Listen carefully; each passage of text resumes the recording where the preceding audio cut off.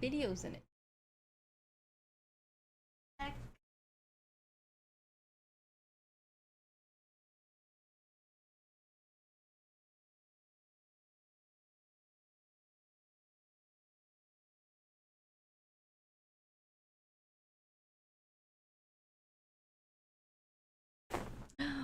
Rice! Hello, how are you? Fast.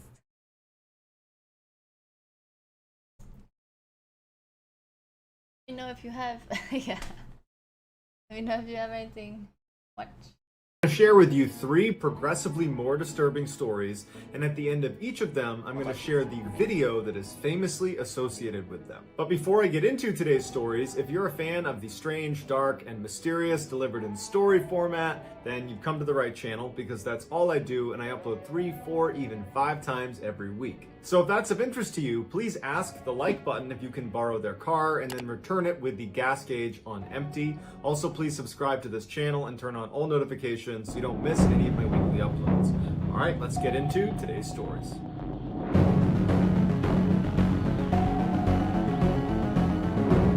Erickson, hello, how are you? You kind of hear me?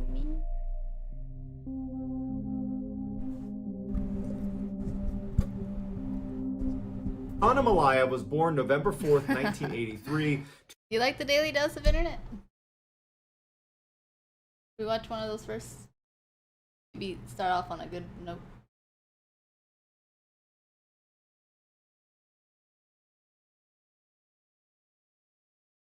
Oh, and here. Hey. I haven't seen this one. Hello everyone, this is your Daily Dose of Internet. This person went to the dentist and needed their face to be numb. Hello, how are The you? dentist kinda screwed up because half her face was paralyzed for 2.5 hours. Don't be alarmed, it's gonna look like you've had a stroke. Like you're smiling on that side. Oh no. You just don't be. I found a cool video of someone saving their drone from falling into the water after it ran out of battery. Jeez. Would you do that for a drone? Jesus. This guy found a dog that he thought was his neighbor's dog. Oh, you sell that one. Wait, Raiders in the house. What dog is this then? Duje, thank you so much Is that for their dog? being a member. Thank you, thank you. How are you? How's everything? It's not their dog. Hey! What dog is Oh yeah, the dog was barking. Jesus. Strong as his eye.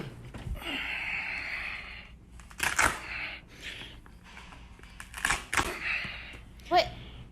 In the name? Most babies like to cuddle with teddy bears, but this baby only wants to cuddle with an HDMI computer cable. It cuddles with HDMI wires. Sorry, here you go. You can keep it. One of my subscribers rolled a He turns cookie it over. onto an elevator. Thank you, 2J. Thank you for the $10. Saved your life. How? Thank you so much. Thank you, thank you. How are you? How's Texas? Juan, hello, how are you? Raja, how are you? Wix, hello, hello, how are you? Thank you so much, 2J. Thank you, thank you. 7. I found a video my of God, a fox Jesus. trying to eat a photographer. I'm like trying to eat him. It's something. Oh. This driver had a human windshield wiper. What? This kitten was watching YouTube videos on how to properly groom.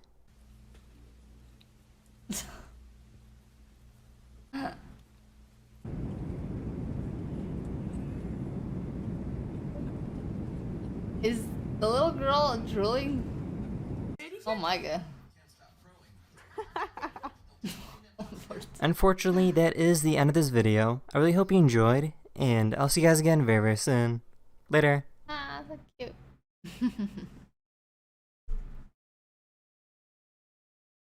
Alrighty, 2J. Thank you. Thank you for the $10 and for becoming a member. It's very, very kind of you. Thank you.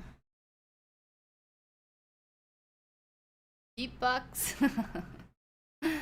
You guys like beatbox too much. I'm just kidding. No, I mean it's like entertaining. Which one do you want to watch? Let me know if you guys.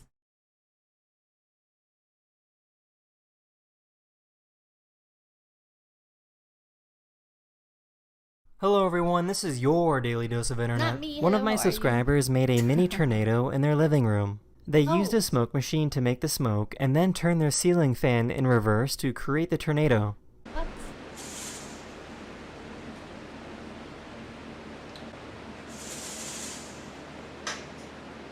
Crazy.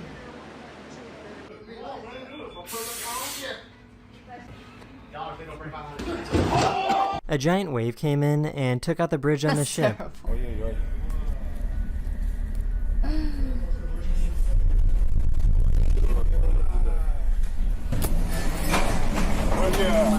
Нихуя себе!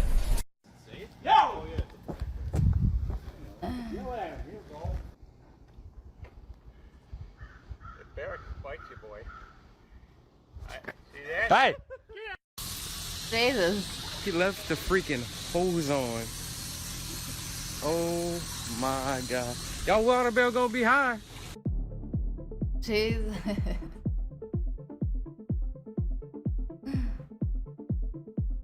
A car crashed into this tattoo parlor, but luckily nobody was hurt.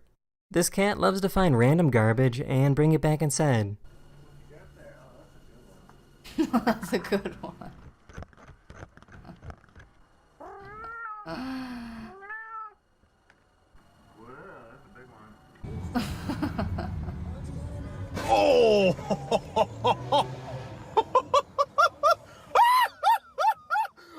This person just Why would kinda you doesn't laugh care so about much? anything at all. Jesus Christ.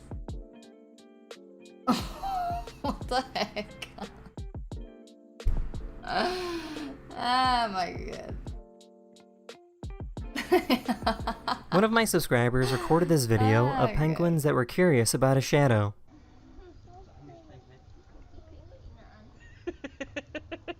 So this is pretty cool. This saw can both measure and cut wood at the same time. Alrighty, Ahmad, I'll do that one next.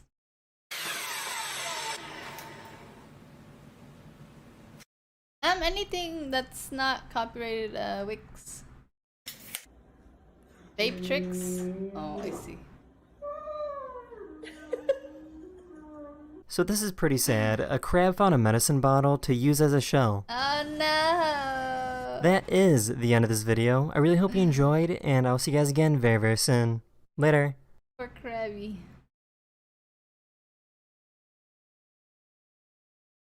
Oh.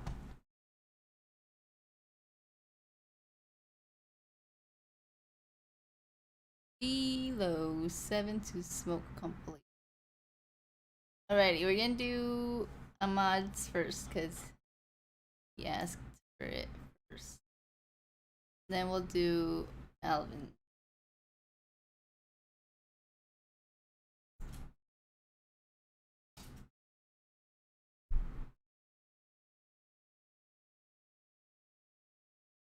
This one?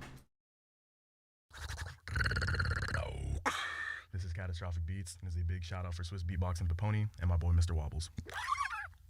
Oh, Mr. Wobbles.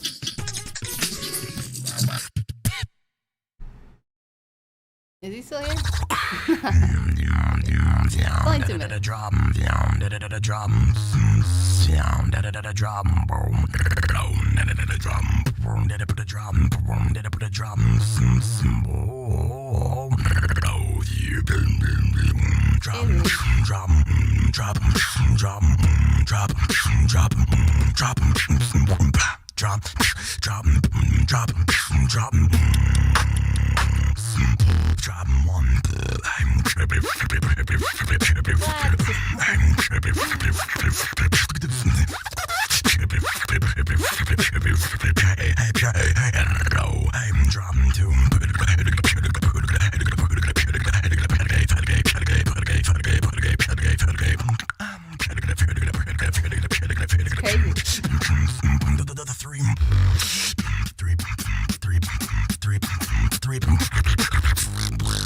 Three with the lip roll.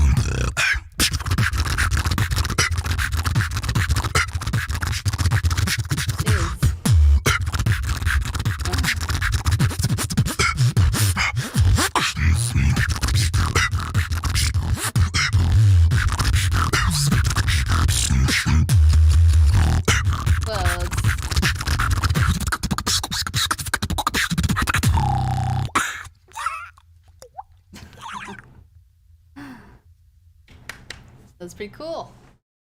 Thank you, thank you. Thank you, Ahmad, for your request. Dude, you saw this one already? Kindo Pog. I never heard of him until now. That was really good. Thank you, thank you.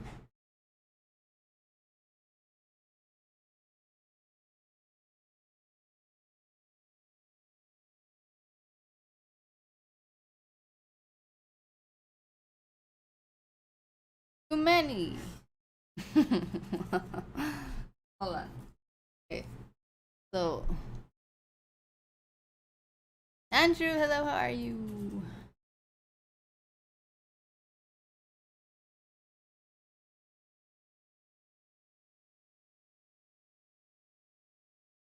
Okay.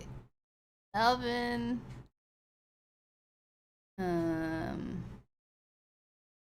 Second, I think. So D-Lo 726. Wait, didn't I see this one already? Oh no, I didn't. I saw the other one.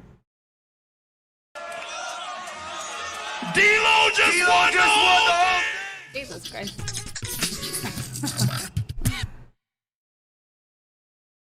There was a video made by Remix BBX impersonating 30 beatboxers.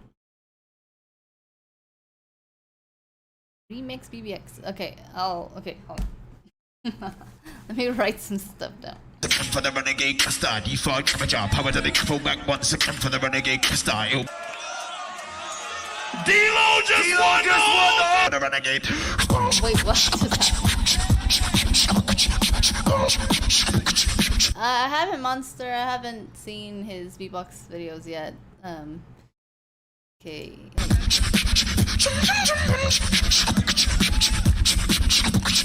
Back once again for the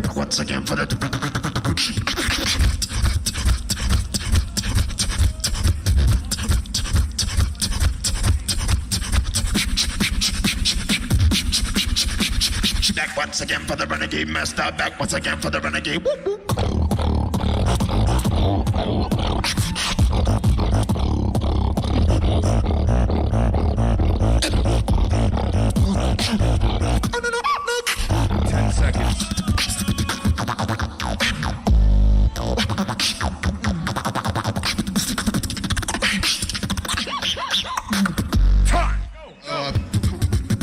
Okay.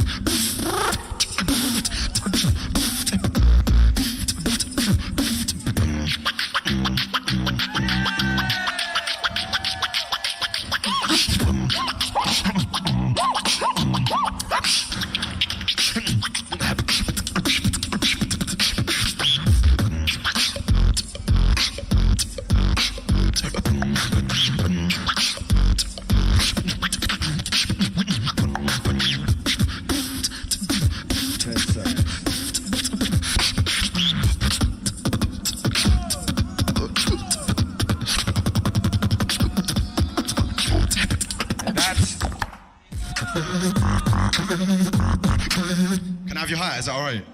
Right, can I have your hat? Alright, cheers. This one's for the haters. I ain't gonna waste my time, gonna you on my side, cause I know that you are the real fakers. He stole his hat. You've tried it? It's really...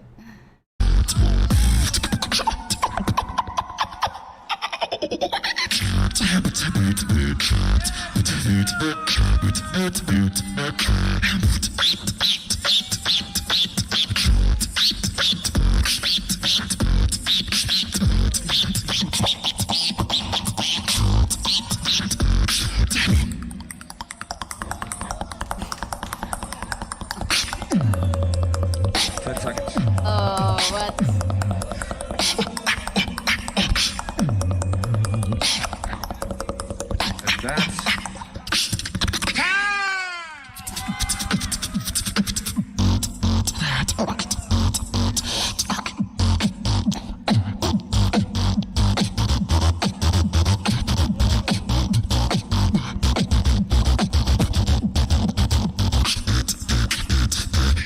When I'm bound to the mic. Whoa. When I'm bound to the mic, I'm gonna make the crowd move up tonight. Yeah, I'm gonna hit the event. I'm gonna give it 100%.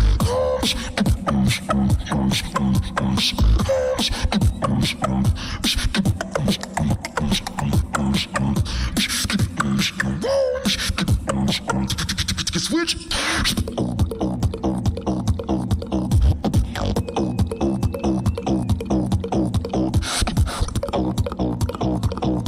seconds.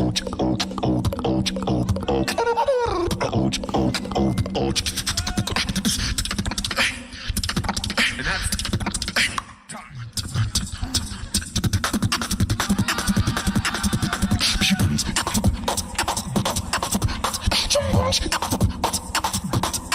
Enemy versus Rez.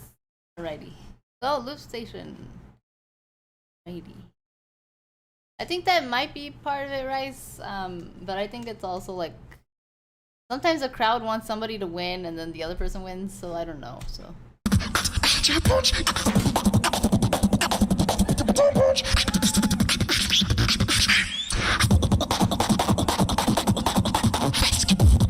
it seems like most people think like D-Lo's the best beatboxer. Is that true, or is just that he's like the most famous one? I love you, I'm not gonna be mean, okay? Happy birthday to you. Happy birthday to you. Is it his birthday? Happy birthday to Footbox. Happy birthday to you.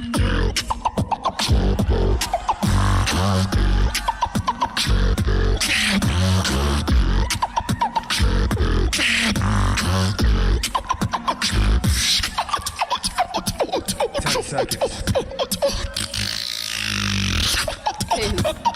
On a birthday to you, to you.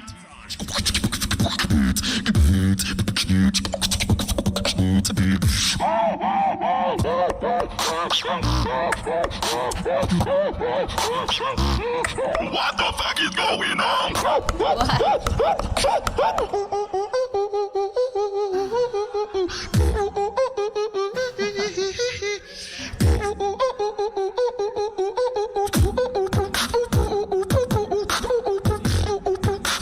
What the fuck? Kill him with the flow.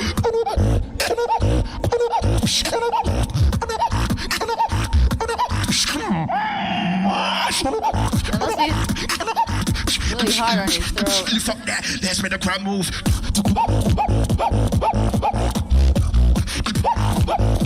10 seconds.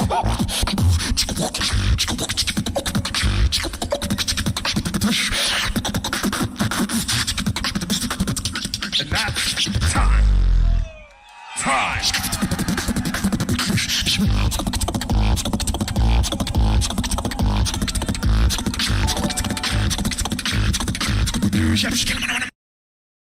Jay, what? Thank you so much for the $10. Another $10. Thank you so much. What's your favorite color of the alphabet? True or false? Unanswerable question. Your favorite color of the alphabet? Favorite color of the alphabet is true. now.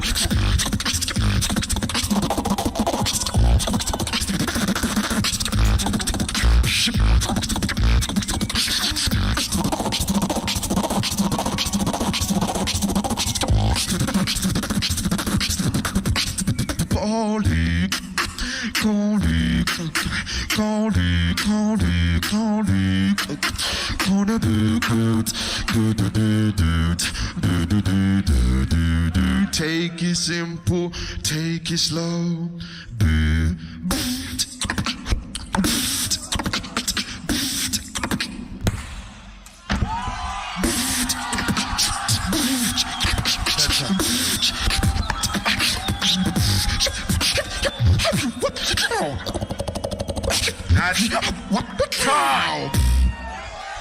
Wait, was that?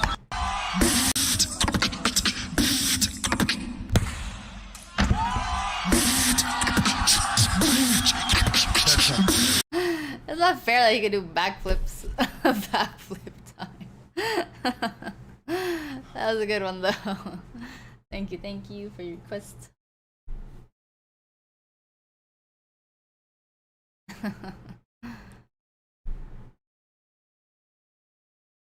I got dizzy.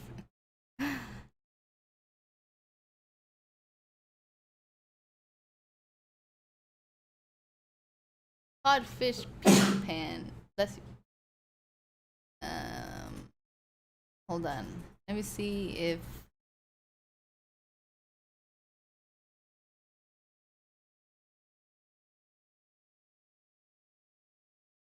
who was next? Forgot. Sorry.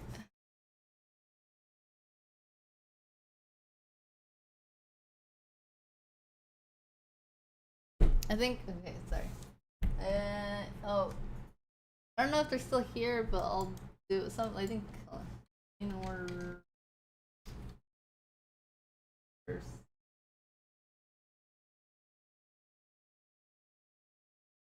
Did I write this right? Liberal. Oh, okay. Oh, I see. Hello, everybody around the world, right now. Why does he look different? We have a very special battle. Oh, 2 J's. I forgot, I'm sorry. I forgot where to go.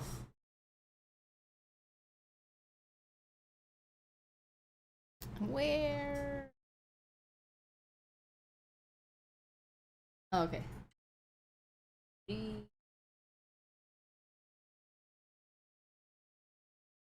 That looks so fake.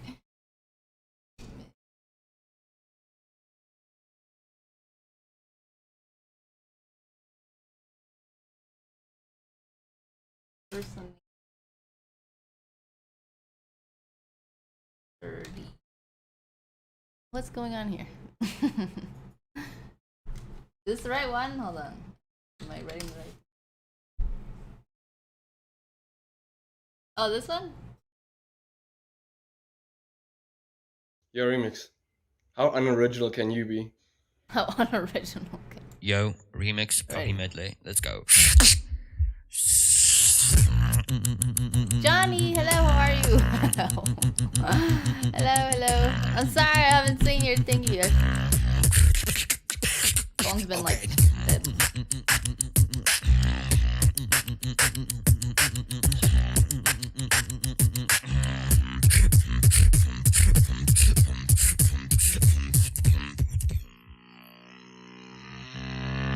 Switch. Wait, who's the first one?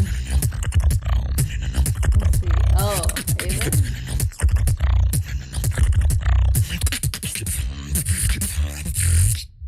I am a Guma.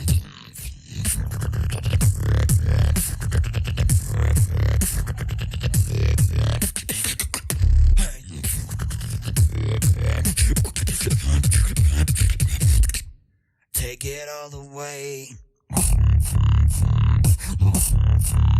I like the bass.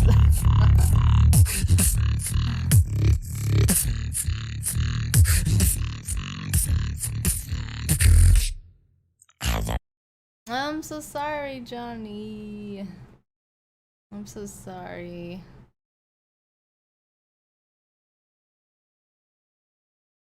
Nah, there's like nothing anybody can ever say to make anybody feel better, but I just know that, you know, they're in a better place, but doesn't stop you from missing them, you know. But I'm sorry, I'm really sorry.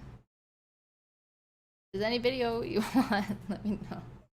Distractions, yeah. My money back.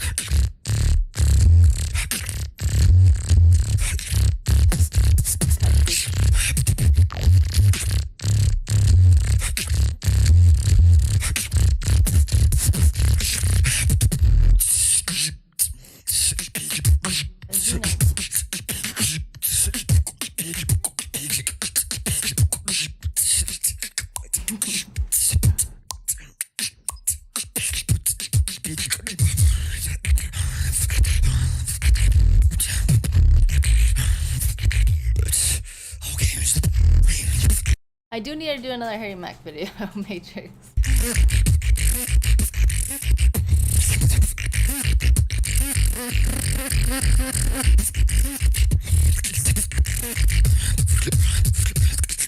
I'm a small boy.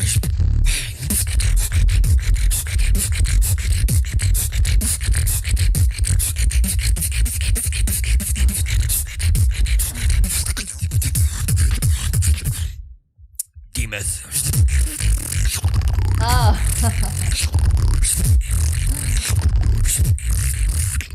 By the way, in my video that I did, Hazel, I kept saying Demuth. I don't know why. And G-Fan was like, why did you say Demuth? But anyway. So yeah, I said it wrong, sorry. Stefan, thank you so much for subscribing.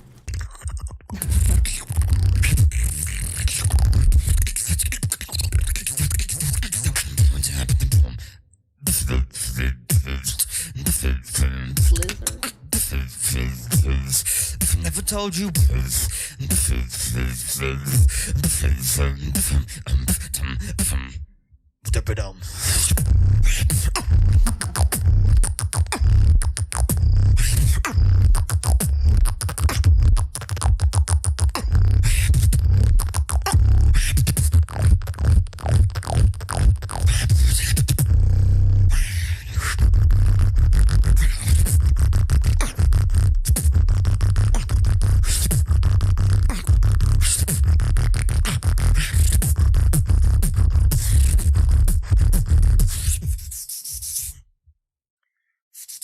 But I'm so tasty, beats from the bass.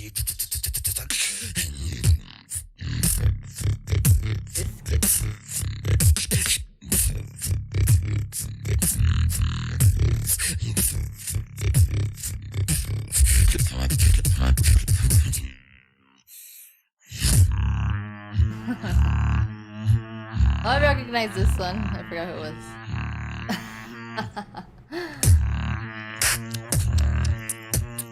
Oh, Inertia.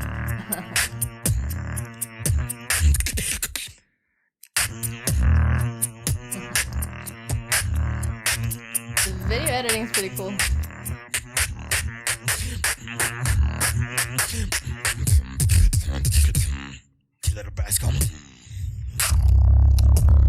D-Lo.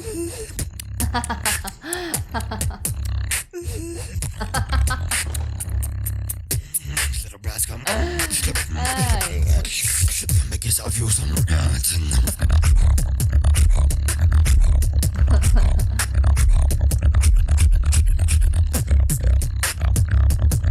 I remember this one too. Alrighty, Rice, thank you so much for coming by. I'm sorry it's late, but thank you so much, Rice. Have a good night. Thank you. Sleep well. Thank you. That bass though, right? 5:38. Wait, but wow. What is wrong with me? It's 5:35. Where you are? 6:33. I don't know why I'm still awake. I don't know, monster. Yeah, that's us. We go to sleep like at 7 in the morning. It's pretty bad. I think we might have fixed our schedule, but yeah. I should go to sleep.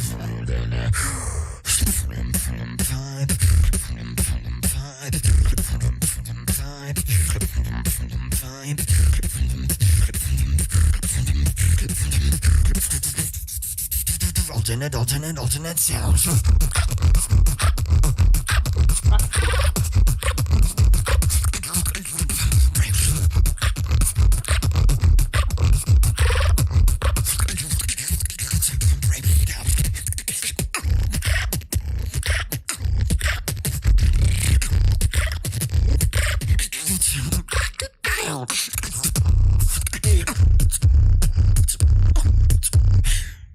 Okay.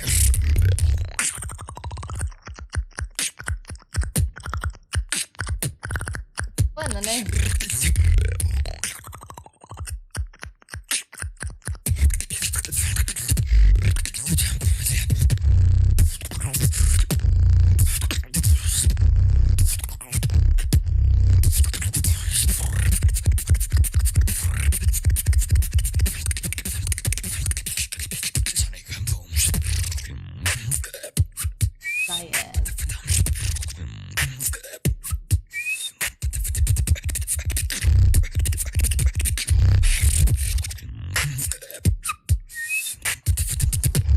That's true, Johnny. Oh, Lou, thank you so much. Hope you liked it. It was really good. Like, that was crazy.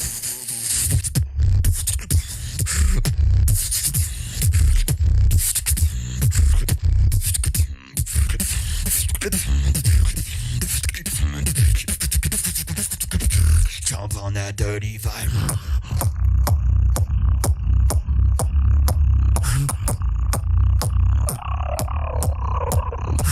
Whoa. Leah, thank you for subscribing.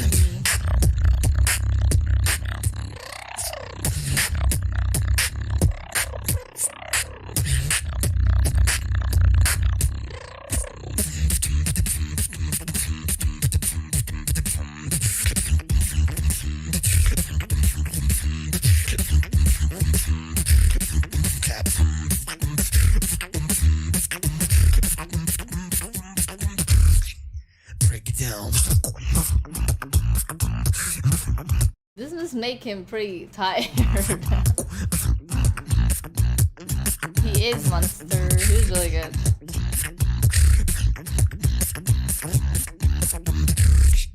Shock wave.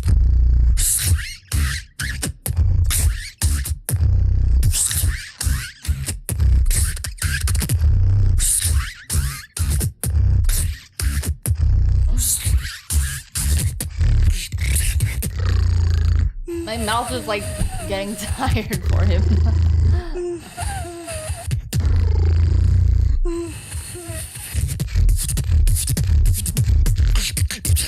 Entering the trance. Of course, G-Fam. No, you can't. I'm just kidding. You're cuckoo.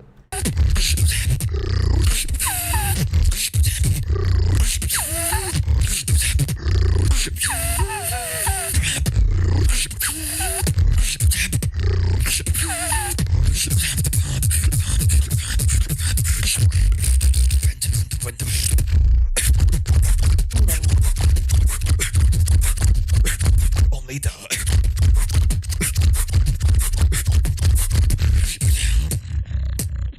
just the beginning. We just sucking though. That's cool.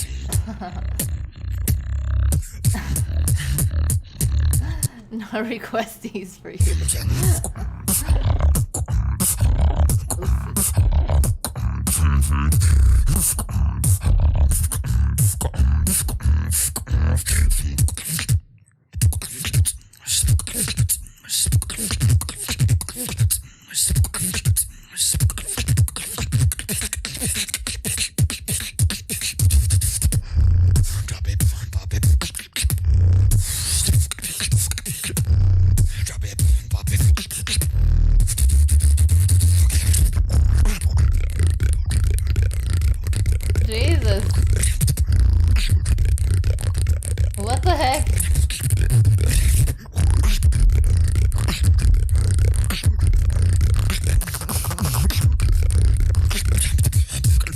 lot of people have been requesting Wally.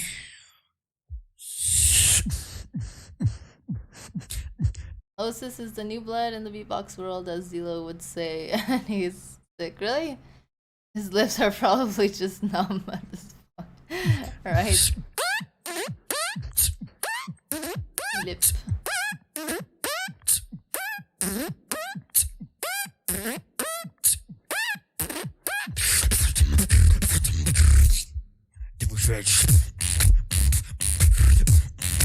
Didn't you already do it? Oh, no.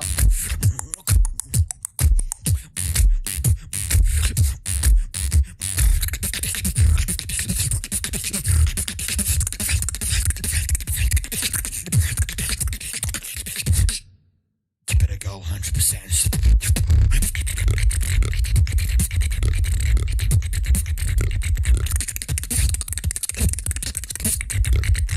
Jesus.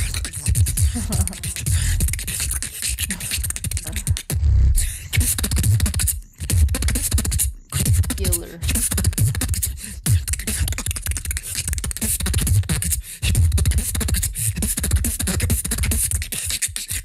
Alrighty, Wick.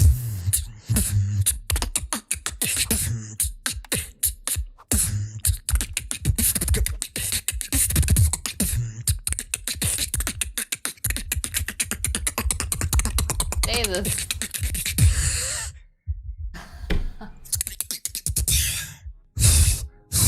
Yeah, one thing feels bad, effing chat.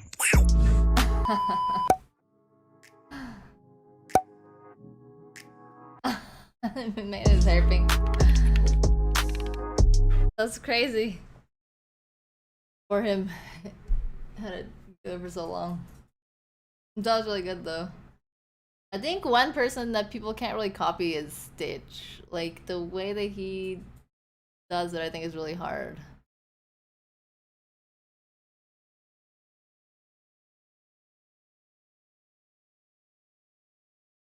Going for the triple.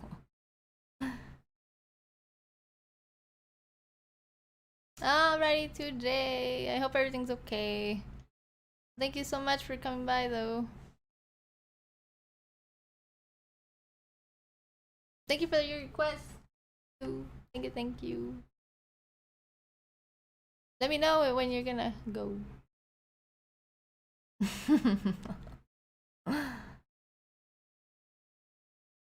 Wait. Confused. I think GFam wanted something. Okay, you're leaving now already, 2J. Thank you so much. Thank you so much for the $20 and for becoming a member. Thank you so much. Really, really, really appreciate it. I hope everything's okay. Thank you again. Okay. First GFams, and then we're gonna do. Seems like 2 people want the Wally one, so I'll do that one after.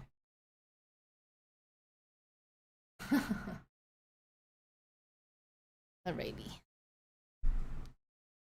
Movies can make difficult things look easy, but don't be fooled. That often doesn't translate well when you try it in real life. Take daring, elaborate robberies we all love watching on screen, for example. Very few criminals can actually pull off a crime that smoothly. Most just end up like the people on this list. Ready to see them? Let's get it on! Encountering an armed gang of bike-riding jewel thieves smashing into your store with sledgehammers has got to be a terrifying moment. These people probably wish they had a huge bodyguard to help them, but all they actually needed was this 71-year-old gran with a handbag. She's genuinely like a superhero, taking on a whole gang of huge armed men with no protection at all, and she turned out to be seriously effective. 5 of the thieves were caught and 1 fell off his bike in fear.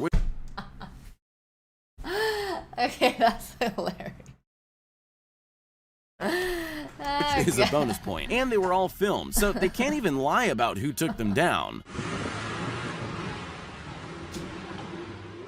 These guys looked like they had the right all guns blazing approach to robbery that would mean they could get away with the ATM they were stealing. But all they really managed to do was back their truck through a glass door. Then one of them locked themselves out of the truck. There was a lot of driving backward and forward, and they got away with only the front panel of the machine and none of the money. After all that fumbling, the initial approach doesn't really have the same impact.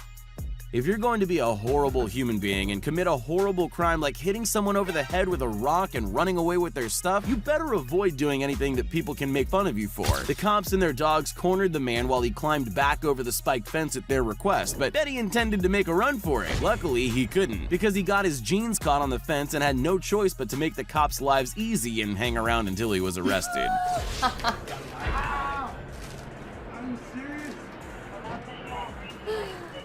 That's terrible. Why couldn't they just cut off? Instead, they freaking pulled him. When pulling off a bank job is to avoid anything that might identify you. Some robbers even make sure to disguise their voice. This guy has obviously never seen a movie because he showed up with a uniquely branded truck to steal this ATM. He also looked straight at the camera, couldn't break into the building, and then forgot to actually attach the chain he'd put around the ATM to the truck to pull it out. It's so badly executed, I'm not even sure he can be charged with a crime.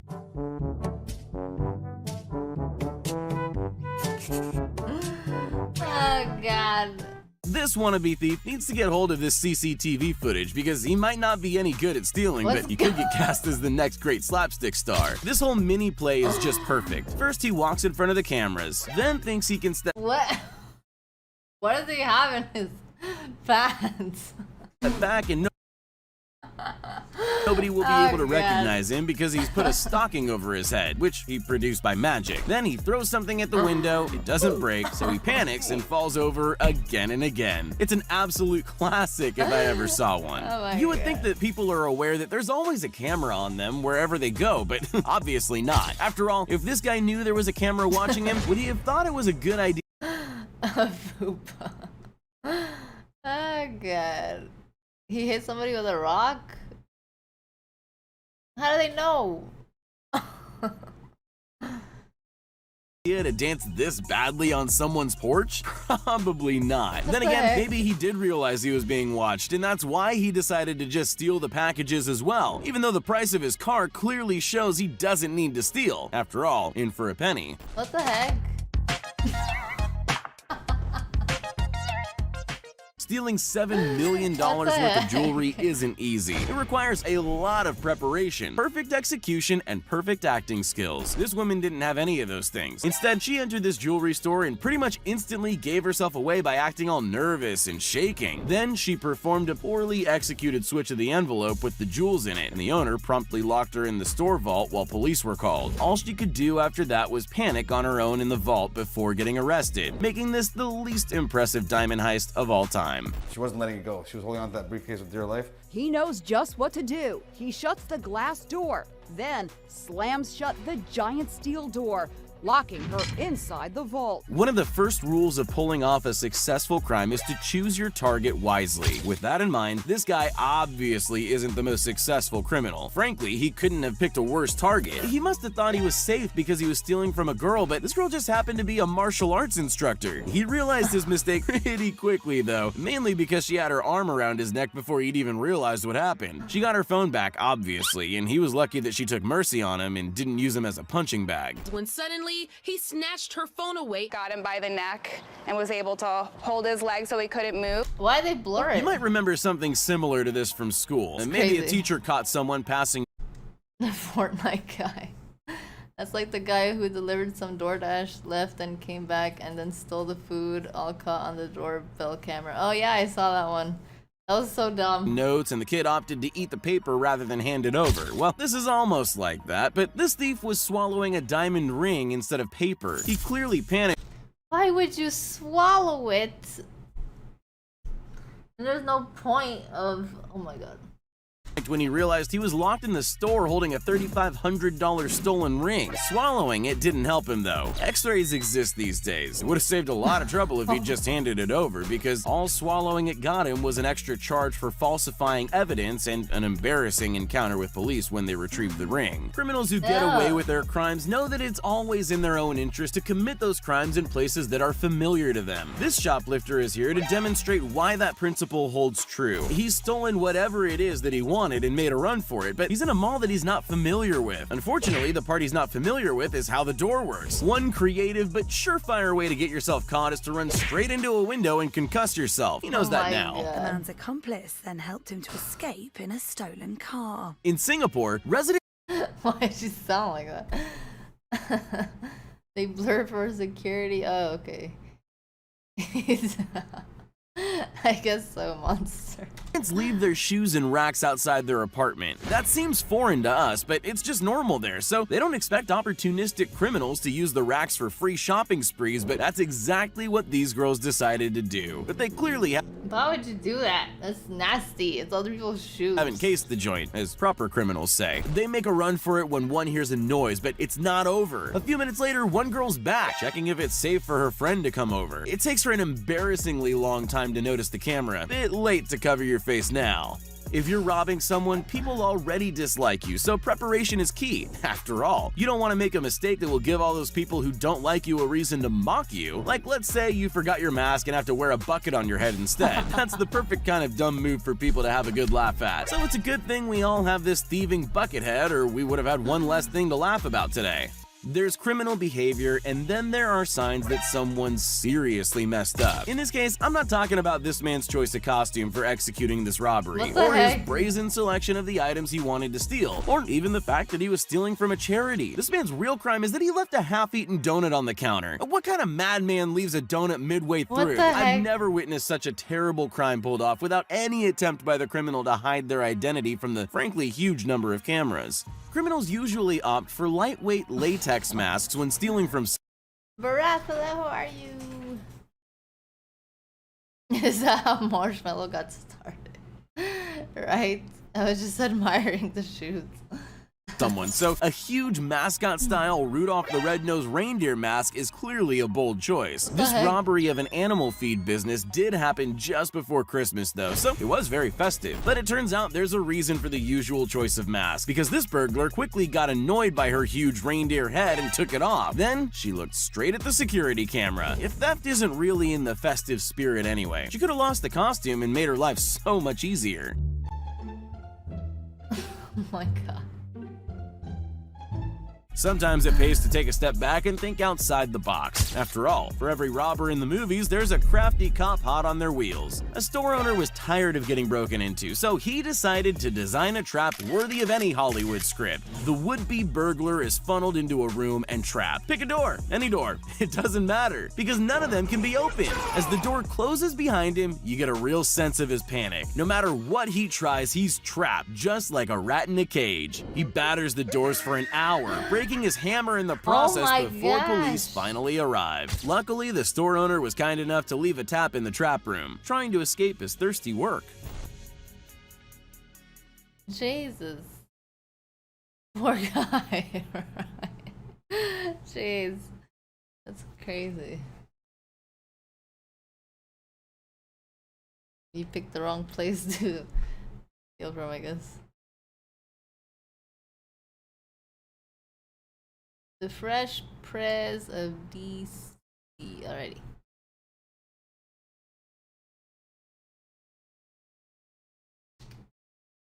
Thank you, G-Fam. That one was funny. This is scary. Which one? There's 1, 2, 3.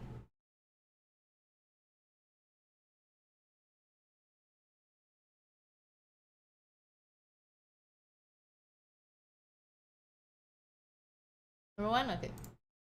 Okay, and finally, new rule. Comedians can't make fun of Joe Biden. Because it's impossible. Because he's been great. I know a bunch of fat people are disappointed. Because trying to make fun of Joe Biden is like praying to God. A complete waste of time. Okay, that's our show. I want to thank my guests, Benjamin Netanyahu and Pete Davidson. Oh, that's supposed to be Bill Mayer. Or Mar. Who's this Joe Biden everyone keeps talking about? Well, I was born and raised in Scranton, PA. Lifeguard by the pool's where I spent my days. Till a dude named Corn Pop, who wasn't that cool, started making trouble at the swimming pool. What So the I heck? took a chain, wrapped it around my legs. They're hairier than my other legs. Not my black kids would touch them. Come on, man. What? Then I got on a train and moved to D.C. Barack Obama gave a job to me. I shuffled around and sucked fingertips. Ew. Made a big speech, kissed a boy on the lips. Oh my god. What are you looking at? I wrote the... Biden is freaking creepy and terrible. I just can't wait till he... The damn bill. I hold the ladies tight and sniff all their hairs. First person American to fall up the stairs. Ran for president. I was a winner. Winner was me. Now I sit at my desk as a president. Not pre. You know the thing. Come on, get your face out of your ears. Hey, Beneford. Get your face out of your ear. Beneford, get in here. You hollered, holy shit. God. More realistic than the real one, right? Where are my clothes? Sir, I just washed your clothes. I can't physically keep them on your body. It's supposed to be Ben Shapiro. No. We've got a ghost in the White House. I better declare a national emergency. How about I just find you some new clothes? You're a good friend, Beneford. Come here, I need to tell you something. Beneford. I'm good here, sir. Come sit on my lap. I'd rather not. Sit on my lap. There you are. There's my little buddy. All is well. You're safe now. I am very uncomfortable and quite sure this violates several labor laws. Whoa, easy. Easy, close can't get you now. Frankly, I'm more concerned about your schmeckle, sir. I'm gonna tell you something, but you gotta promise to keep it a secret. I do not promise. You drive a hard bargain, okay? I'll tell you. Can you please put some underpants on first, sir? There's no time. America's in crisis. Thousands of Mexican melts are overwhelming our southern border. Some as young as $1.90. What? The BLT movement is still in the streets, protesting the murder of Pink Floyd. And now a clothes ghost has inserted his erection into the White House. That made absolutely no sense whatsoever. Don't you fret, because Uncle Joe came up with a new slogan that will unite us all and bring us back from the brink. With great hesitation, what is it, sir? Make America great again, man. You can't possibly be serious. The murder of Pink Floyd. Oh God, BLT is a sandwich. Oh God. Hi, I'm Caitlyn Jenner, future governess of California. A place once as beautiful as Kylie's second face has now turned into the Rob Kardashian of America. I thought this was an actual ad for like the first. I'm the only candidate who has experience getting rid of a useless dick with salt and pepper hair. Give me the chance to do that again. I'm Caitlyn Jenner, and I approve this message, baby. Sir, how on earth is it possible that you don't know that MAGA is Trump's slogan? What are you talking about? I came up with it this morning. Popped into my head like a jewel. America's gonna take it what it is and make it great again. Sir, I can't recommend strongly enough that you never mention this ever again to any other human being for the rest of your natural life. Well, I already ordered them. Specially made in China. One for every man, woman, and transgender. Costs $40 billion. But it includes shipping and handling. Oh God. Hey, it's my little boy Hunty. Dad, I need money for a new laptop. This is the third laptop this month. How many laps you got? Well, when I was in China setting up the hat deal, I was on the God. train with my laptop, and this guy comes up to me holding a baby, and he goes, "Give me your laptop, or I'm gonna throw this baby really far." And he was gonna do it, Dad, for real. You could tell from his eyes. So I gave him my laptop. Well, you did what you had to do, son. You're a hero. Sir, I hate to interrupt this meeting of the minds, but you need to inquire about a refund for these hats as soon as possible. Is there a problem with the hats, Dad? Yeah, Beneford seems to think it's the last guy's slogan. Yeah, it is. It is? Why didn't you tell me, champ? I was on crack. What?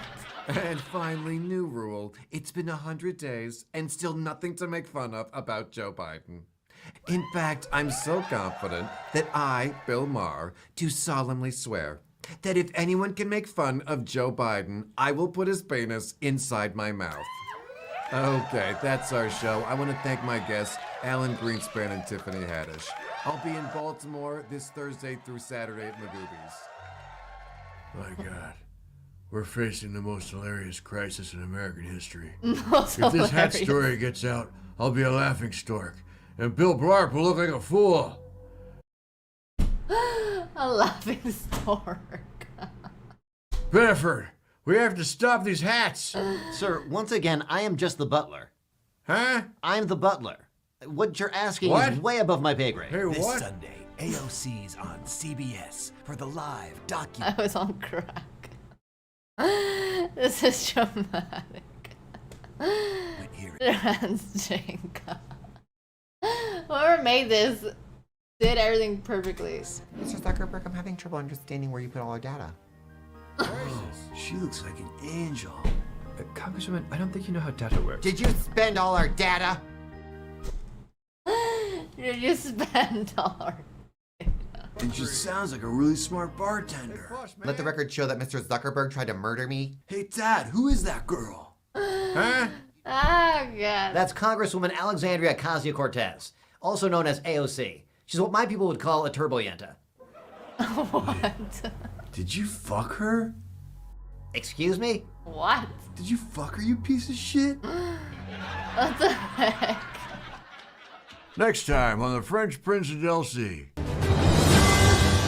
Oh, God. You're the girl from my boner. Hey, so when are you gonna pay me the rest of the fucking money for those fucking hats?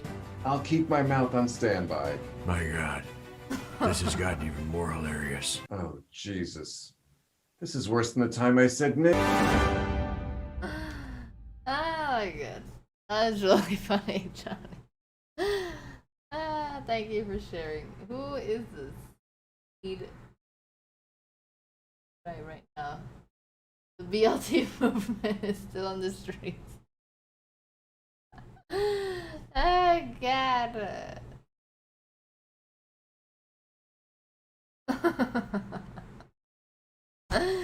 Oh my gosh, that was really funny. That was a nice one. It was. There's all of them up now. It's 3 parts, yeah. Did you watch the second one?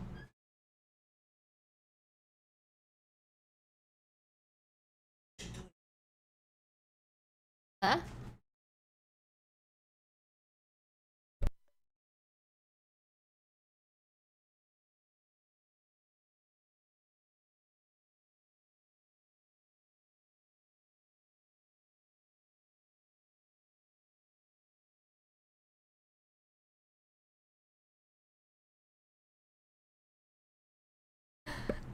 Sorry. Should I make it a video? It would be cool to do a video of it.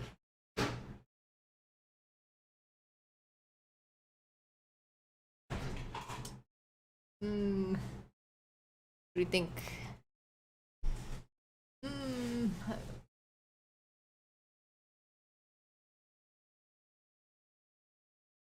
What? He saw it? The Joe Rogan Experience. Do you have to get out of here? Because they said you got 2 hours. It's 5:10. I do, because it's like a work night for me. All right. Well, and wrap my this first week bad back. boy up. Tell people, when is it? When's the new season air? Friday. This Friday. Yeah, the 17th of January. He's super good at like impersonating people. Same bat time, same bat channel, HBO, at 10 Eastern. And I guess you can figure out the other time zones from that. And we're going to go back at it again. Plenty to talk about. Plenty to talk about, always. See? Congratulations, by the way, on making this such a big stop and such an iconic place. You did good. Thank you. Thank you. I don't know what the fuck happened. Just Yeah. stumbled into it. Will you do my show? Sure. Okay, I asked you before, and you were very squirrely There's about so many it. people. They're all talking over each other for They're sound not, bites. You know, I heard you say that once when you were that's how I laughing at feel. some guy doing a terrible impression of me, and and it's a very Kyle Kalinske. He does a great impression of you. He didn't like it apparently. They used face swap. Yeah, that's what I thought. At first I thought it was like a weird mask, and then I realized. I didn't know who he was. Have you ever seen the face swap version that he does of you on Instagram? No. Oh, I don't know. We'll find that before we leave. What's that? Did I say Klinsky? Sorry, Kyle. No, Kyle we Dunnigan. don't have to look at this. I'm leaving. It's amazing. To you, it was amazing. It wasn't. I don't man. People have done me, and I can. He's supposed to be a comedian, and he can't stand somebody like impersonating him. It's sad. I can laugh at it. It's not that He's it was just, your face. He's got your face. He's doing an impression of you. You've never seen this? Did not. I saw what. Anyway, the point. Doesn't matter. Yeah, that doesn't matter. The point was. This is so bad. Point was there's not too many people talking over each other. What's wrong with him? It seems like he's like on drugs or something. You can tell he doesn't like it. Yeah. They're on your show. Correct. It feels like it is to me. It's very difficult to have a conversation when there's so many different people talking. That's such a fundamental criticism of my show. It's not your show. It's just that format. That's the size. But that was. I think you're thinking of politically incorrect. Was that way? No, I'm thinking of your show right now. Well, I'm there every week. Okay. And I trust I you. monitor it pretty closely. Of course. I trust you. When you have a He's salty as hell, right? panel, which we do, there can be those moments, but we don't book that kind of person and that kind of show. It's not the old let's get them fighting thing. We don't want that. And honestly, the number of times when people have been shouting over each other and you can't hear them is very little. It's not even that they're shouting over each other. It's that if you have a point and you want to talk about something, you got to let it roll So that's around your inside hesitation. your head. Yeah. But you would be the mid-show guest to my left, and it would be a one-on-one. So he doesn't want to go on his show. How did we end up here? Yeah, sorry. I just wanted to see like if he would laugh, but he didn't even want to see it. You know, I do a one-on-one twice in the show. Okay, this is so bad. This is so bad. Oh my god. Oh god. That's true.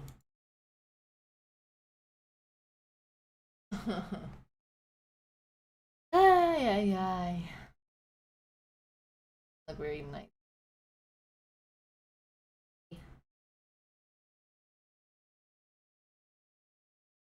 I think I'm gonna do the Wally one as a video though. I don't know if you're still here. Everybody left because I wasn't doing beatboxing.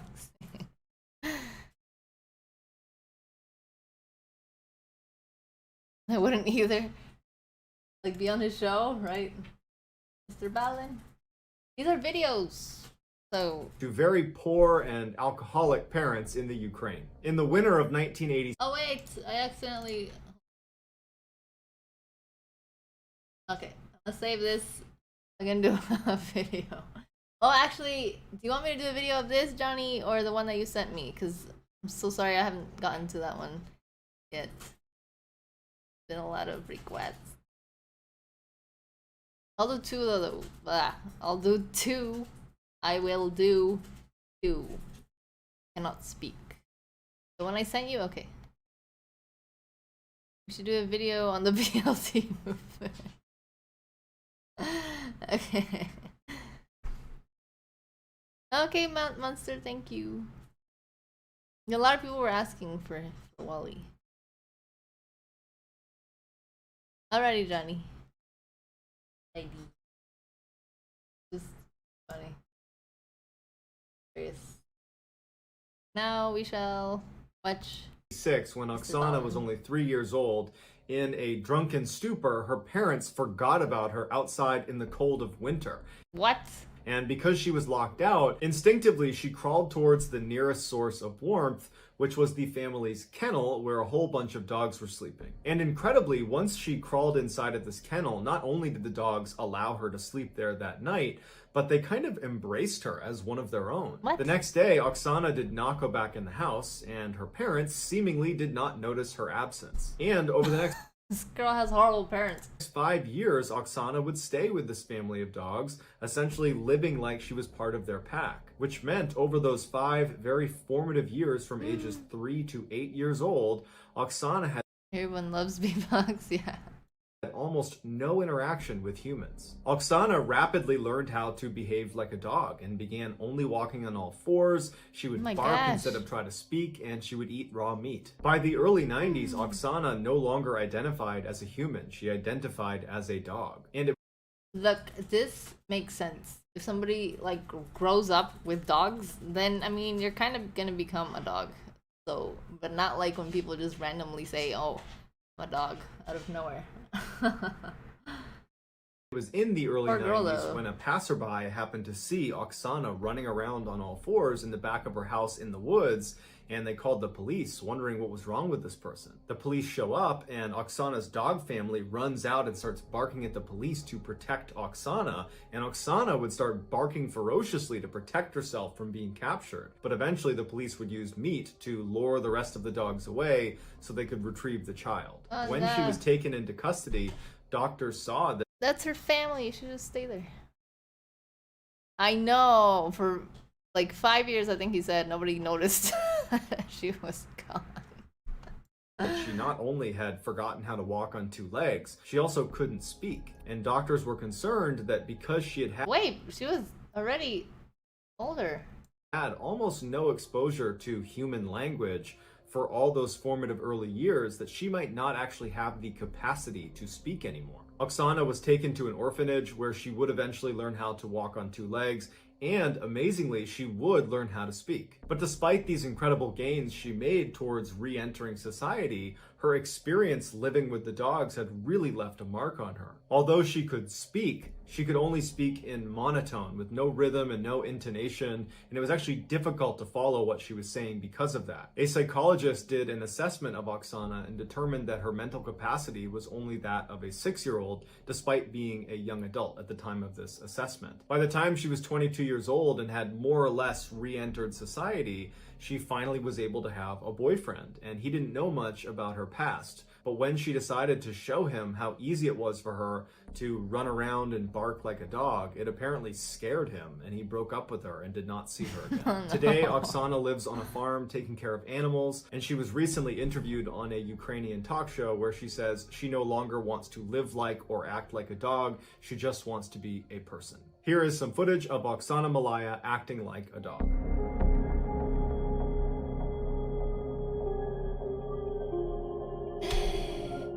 She's on her knees. That looks like it's gonna hurt. Jeez. After being apart for many years, identical twin sisters Ursula and Sabina Eriksson Sucks though. What did I walk in? Sorry. You take Mr. Ballen. This poor girl like grew up practically with dogs because her family apparently didn't care about her, so she lived with the dogs and she became like a dog, so yeah. were finally reunited on Sucks. May 15th, 2008. Within 24 hours of their long-awaited reunion, the 41-year-old Swedish sisters boarded a ferry for Liverpool, England. They arrived in Liverpool at 8:30 in the morning on Saturday, May 17th, and their first stop was going to the St. Anne's police station, where Sabina would tell them that she's very concerned for the safety of her kids back in Ireland. The police would say, okay, we'll follow up, and they got in touch with their counterparts in Dublin, Ireland, who went over to the house and everything was fine. So the women leave the police station on foot and they make their way over to a bus stop, and they ultimately board a bus bound for London at about 11:30 in the morning. So they get in the bus and they start moving, and the driver asks them to take their luggage and put it in the luggage hold. But the women aggressively refuse to give up their luggage, and in fact, they start clutching their luggage against their chest. So the driver starts to feel really uncomfortable about having these two women on the bus, and ultimately decides to just pull over at a service station outside of the city and tell them to get off the bus. They get off, and the driver ends up calling the police and telling them there's something weird going on with these two women. I don't know what's inside their bags, but you might want to come check it out. As it happened, there was already a police officer at the service station who came right over to the women and started talking to them as the bus driver took off. During their conversation, the police officer felt like these two women were not a threat to anybody, and it was just a big misunderstanding, and they let them go. So the officer leaves, and these two women who don't have a car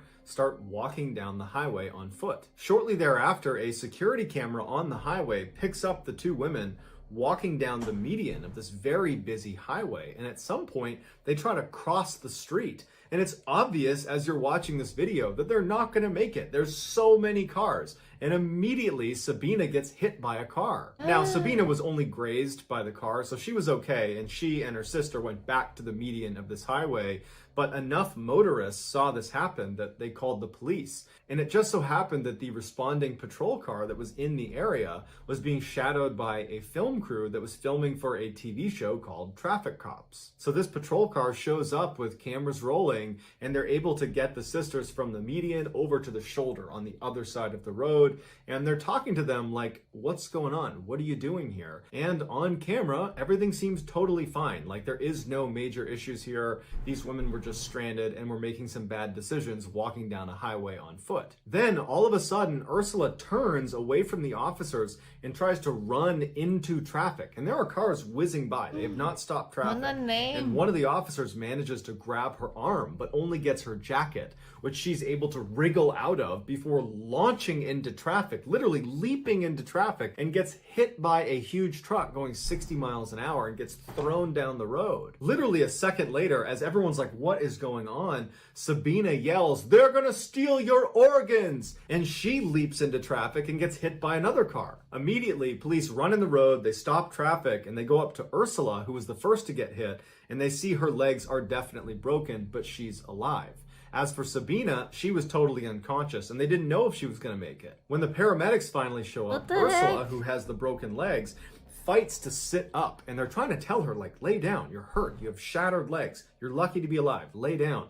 She's not listening. In fact, she's violently trying to sit up, and she starts spitting at the paramedics and the police and screaming obscenities at them like they're trying to hurt her. And they're like, we're the police, we're the paramedics, we're trying to help you. At the same time, Sabina regains consciousness, and even though paramedics and police are trying to keep her laying on the ground, she begins fighting her way up and is pushing the police off of her, and finally stands up and literally squares off with one of the police officers and decks her in the face before running down the road. Police would have to run down the rabies. I don't think so.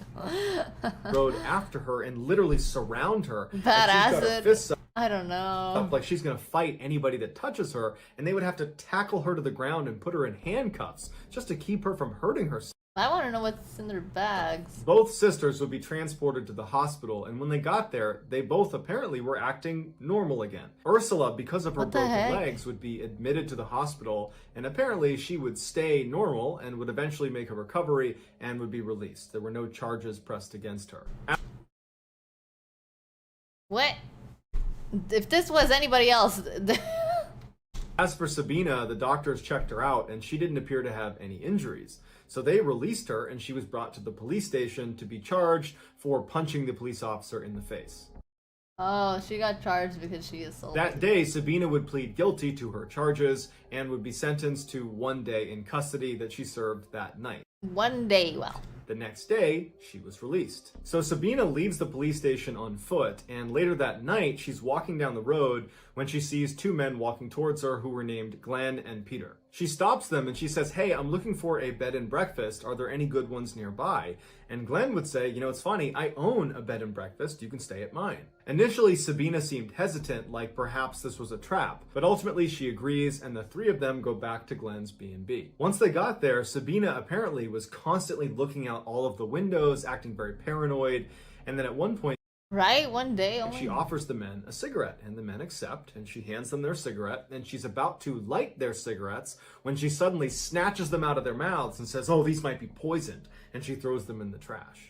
Okay, she's crazy. Just before midnight, Peter leaves, and Glenn and Sabina go to sleep in their respective rooms. The next day, Glenn gets up to make tea and food for Sabina, who's downstairs in the kitchen, but Glenn realizes he's out of tea bags. So he goes outside and he hollers to his neighbor Frank and says, "Hey, can I borrow some tea bags?" Frank gives him the tea bags. Glenn goes back inside. About a minute later, Frank recalls seeing Glenn stagger out of the B&B, clutching his stomach, screaming, "She stabbed me."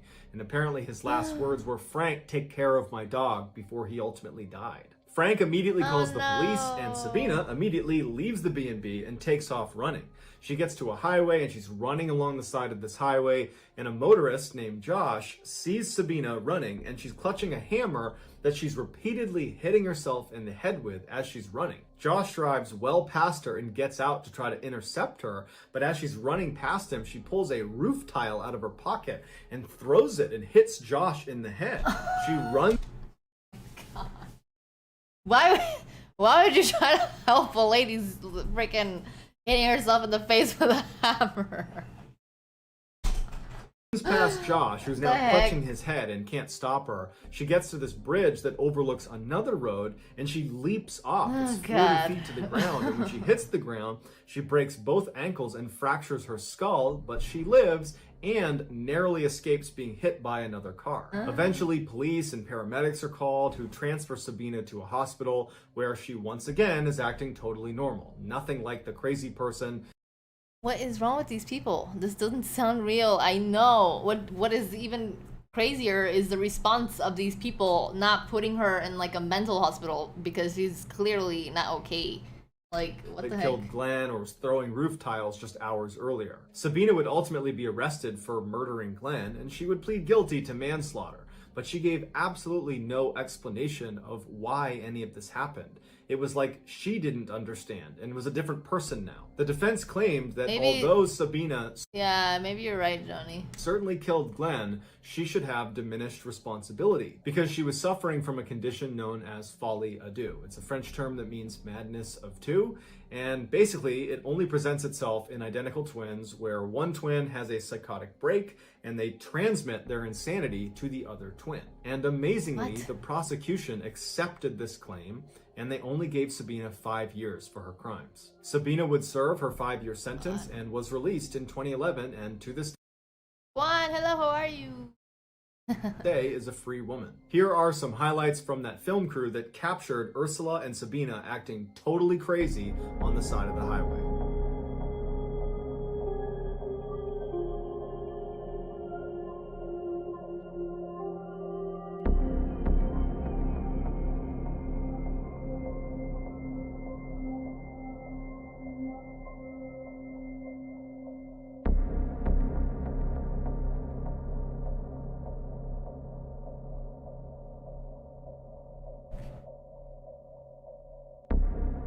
Where was this? This is clearly not.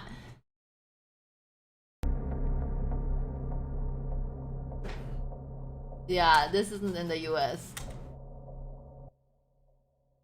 If this was the US, they would have like in June of tasered 2011, her law to death. student UK or Ukraine, I think Lauren so. Giddings was only one test away from completing her dream and becoming a public defender. Even though she had a ton of studying still to do, she had taken off the first week in June to go to her sister's wedding where she was the maid of honor. Right before she left the wedding to go back to school, she joked with her family that she was going to be locking herself in the library and just studying 24/7 and that nobody should get in touch with her. But when she got back to campus, none of her classmates that she studied with saw her at the library. And in fact, when they didn't see her for a couple of days, they started reaching out to her and texting her and calling her to see if she was okay. But she never picked up, she never wrote back, and so no one knew what was going on with her. One of Lauren's classmates would reach out to Lauren's sister and would ask her, hey, have you talked to your sister at all, because we haven't seen her? And Lauren's sister would write back and say, oh no, everything is just fine. Lauren told us before she left the wedding that she was going to be locking herself away and just studying 24/7, so I'm sure everything is just fine. But this classmate wasn't convinced, because this felt very uncharacteristic of Lauren to not study. Wait, the dog girl was from England? Or the one that we just saw about the two sisters? At the library, and then not to pick up any phone calls or text messages. So she would call the police and say, hey, can you please go check on Lauren's apartment because I think something's wrong. So a police officer goes over to Lauren's apartment and knocks on the door. Lauren doesn't answer. They try the door, it's locked. The officer goes outside and looks around the outside of her apartment. There's no broken windows. There's no obvious signs of a break-in. And so the officer leaves and says, I can't do anything else unless you guys file a missing person report. So a couple of days go by and there's still no word from Lauren. And at this point, Lauren's family is now concerned and they do file a missing persons report. So the police go back to Lauren's apartment. They try knocking. She doesn't come to the door. The door is still locked. So they get the owner of the apartment building to open up her door. And when they go inside, Lauren's not in there. And at first, it doesn't seem like anything is wrong until they notice her cell phone. Oh, the dog girl is from Ukraine, I see. Diego, hello, hello. Thank you so much. Thank you. How are you? Her keys, her purse, and her laptop are all still in there. This made the police think there could be something sinister happening here, and so they went to Lauren's friends and family and they asked, does she have any enemies? Does she have any reason to be fearful for her life? Initially they said no one would want to harm Lauren. Everybody loves Lauren. But Lauren's sister would say to the police that there was actually one comment Lauren made a year ago that now seemed a little bit more relevant. Lauren had just got back from a vacation and she noticed there were things in her apartment that seemed like they had been moved, like someone else had been here, but no one was supposed to be in her apartment.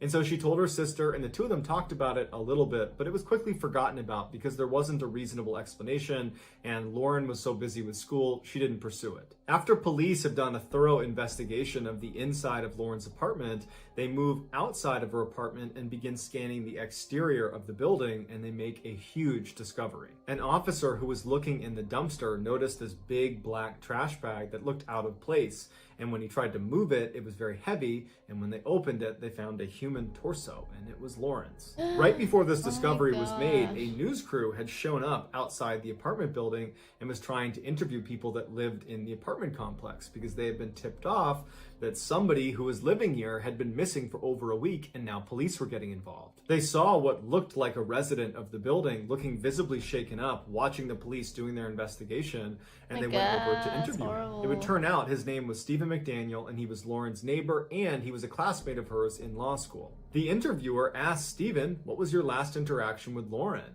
And Stephen became really focused on how he had not seen her in the last week. And in fact, speaking... Well, that was definitely the killer.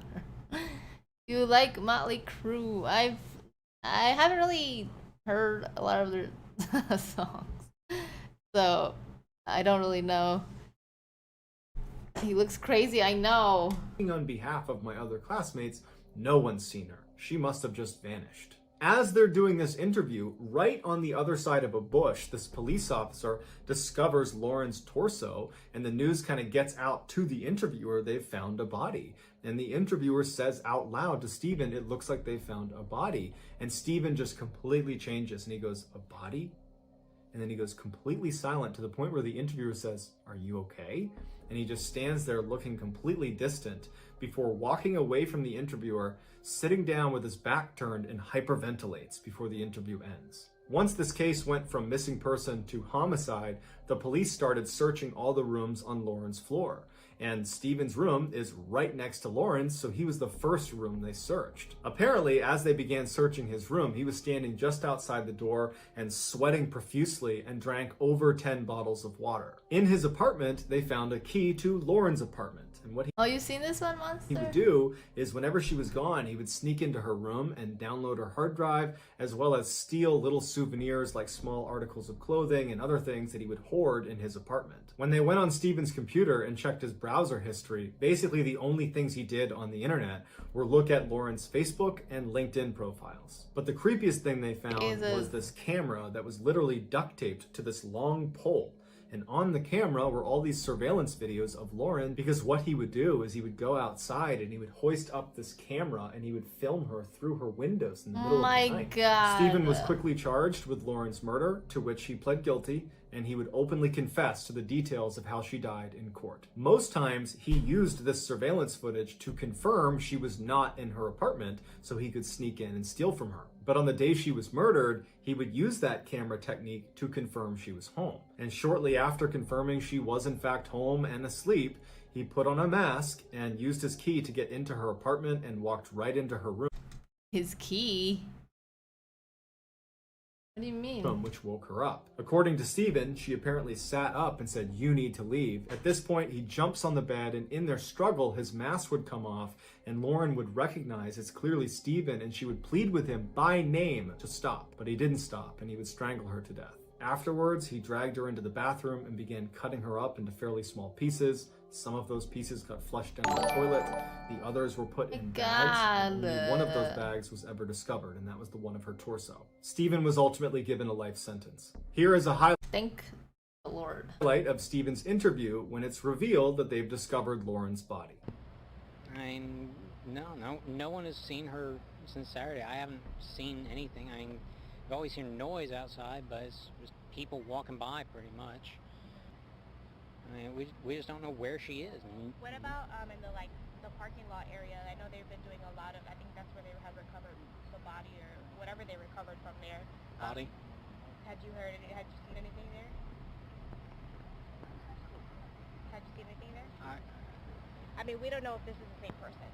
You know what I mean? Like, they took out a body there earlier. We don't know if it's the same person or not. So that's why we're trying to ask people if they know who lived there. Are you okay, sir? I think I need to sit down. Okay. So, did he act like that because he realizes that he got caught?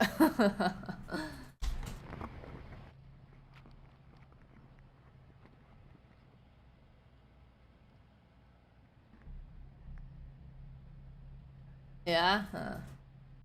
So that's gonna do it, guys. Let me know what you thought of these 3 stories. Well, he could have just ran away. That's a guilty person if I've ever seen one. I know, right? Hi, that was crazy. Oh, he made a copy of her key? Jeez. What the heck? How did she not notice?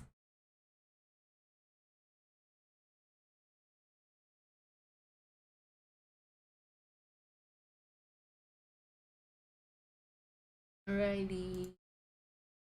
We see now. There's this one. Today, I'm going to share with you 3 progressively more disturbing stories, and at the end of each of them... No, but she said like she noticed that things were out of place and stuff, and she never said anything. Only a year ago she said, but... I'm going to share with you the video that is famously associated with them. But before I get into today's stories, if you're a fan of the strange, dark, and mysterious delivered in story format, then you come to the right channel, because that's all I do, and I upload 3, 4, even 5 times every week. So if that's of interest to you, the next time the like button asks you for a particular link, send them a link to Rick Astley's Never Gonna Give You Up and disguise it as whatever it is they're looking for. Also, please subscribe to this channel and turn on all notifications so you don't miss any of my weekly uploads. All right, let's get into today's stories.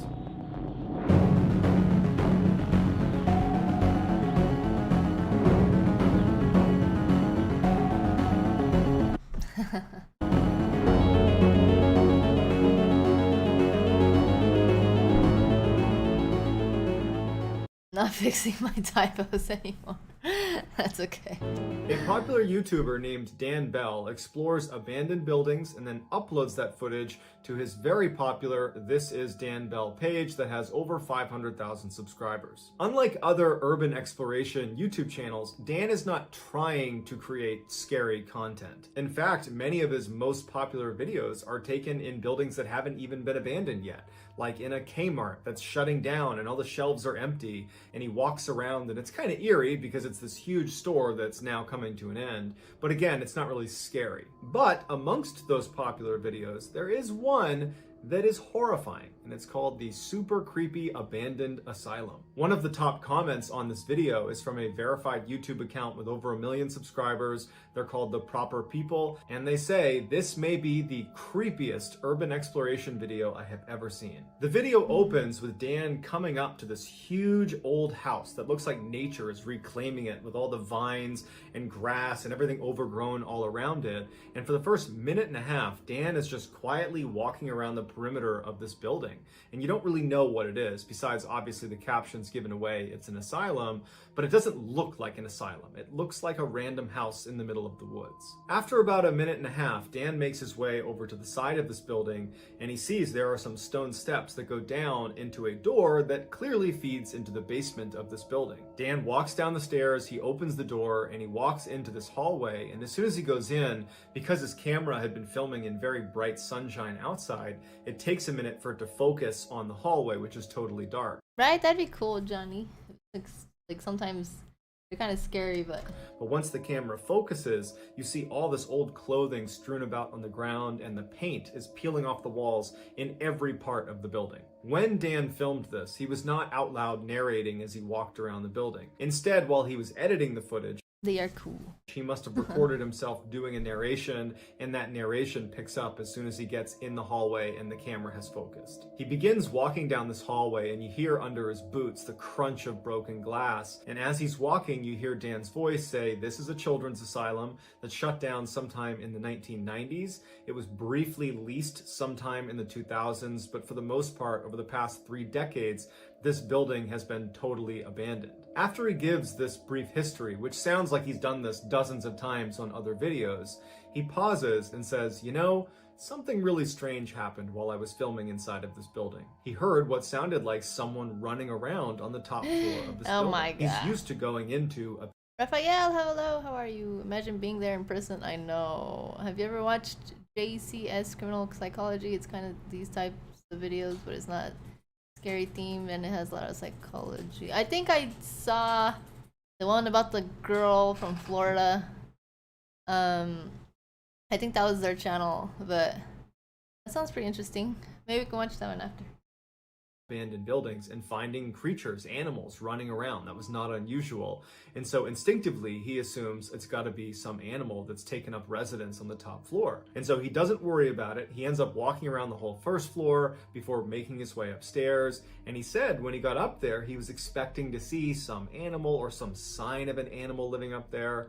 But he didn't. He didn't see anything. It just looked like every other abandoned building. And after filming what he wanted to film, he eventually leaves the building and goes home. It wasn't until he loaded the footage onto his computer and began reviewing it that he noticed two specific instances while he was inside this asylum where clearly someone else is in the room with him. Dan speculates that perhaps a former patient has come back here and is living in one of the rooms upstairs. Here are the two segments from his video that show this kind of phantom person lurking in the shadows. In the first clip, keep your eyes on the door that is open leading downstairs. You'll see there is a shadow on the door that is being cast from whatever is standing at the top of the stairs just outside of our view. And at some point, as Dan is filming down the hall, that shadow vanishes down the stairs. In the second clip, when Dan walks into the room, look to the back left-hand side of the room at the door, specifically at the open hole where there should be a doorknob. You will see there is very clearly someone looking through the hole at Dan, and when Dan films this person, they run away.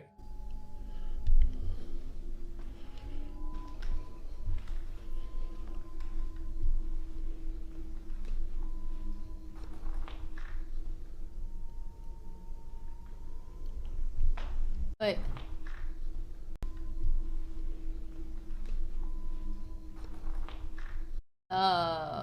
Why? How did he not notice this?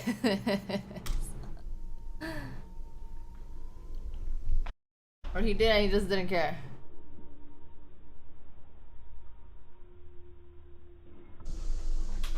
Burn the house. Right?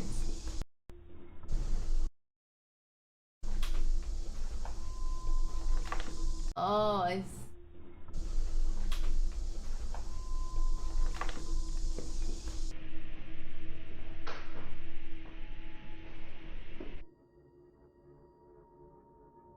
heck? Missy Bevers was a wife, a mother of 3 girls, and a hardcore fitness instructor. Are you serious?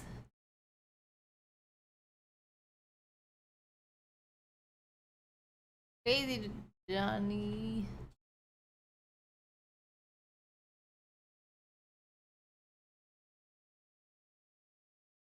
Crazy. I don't know.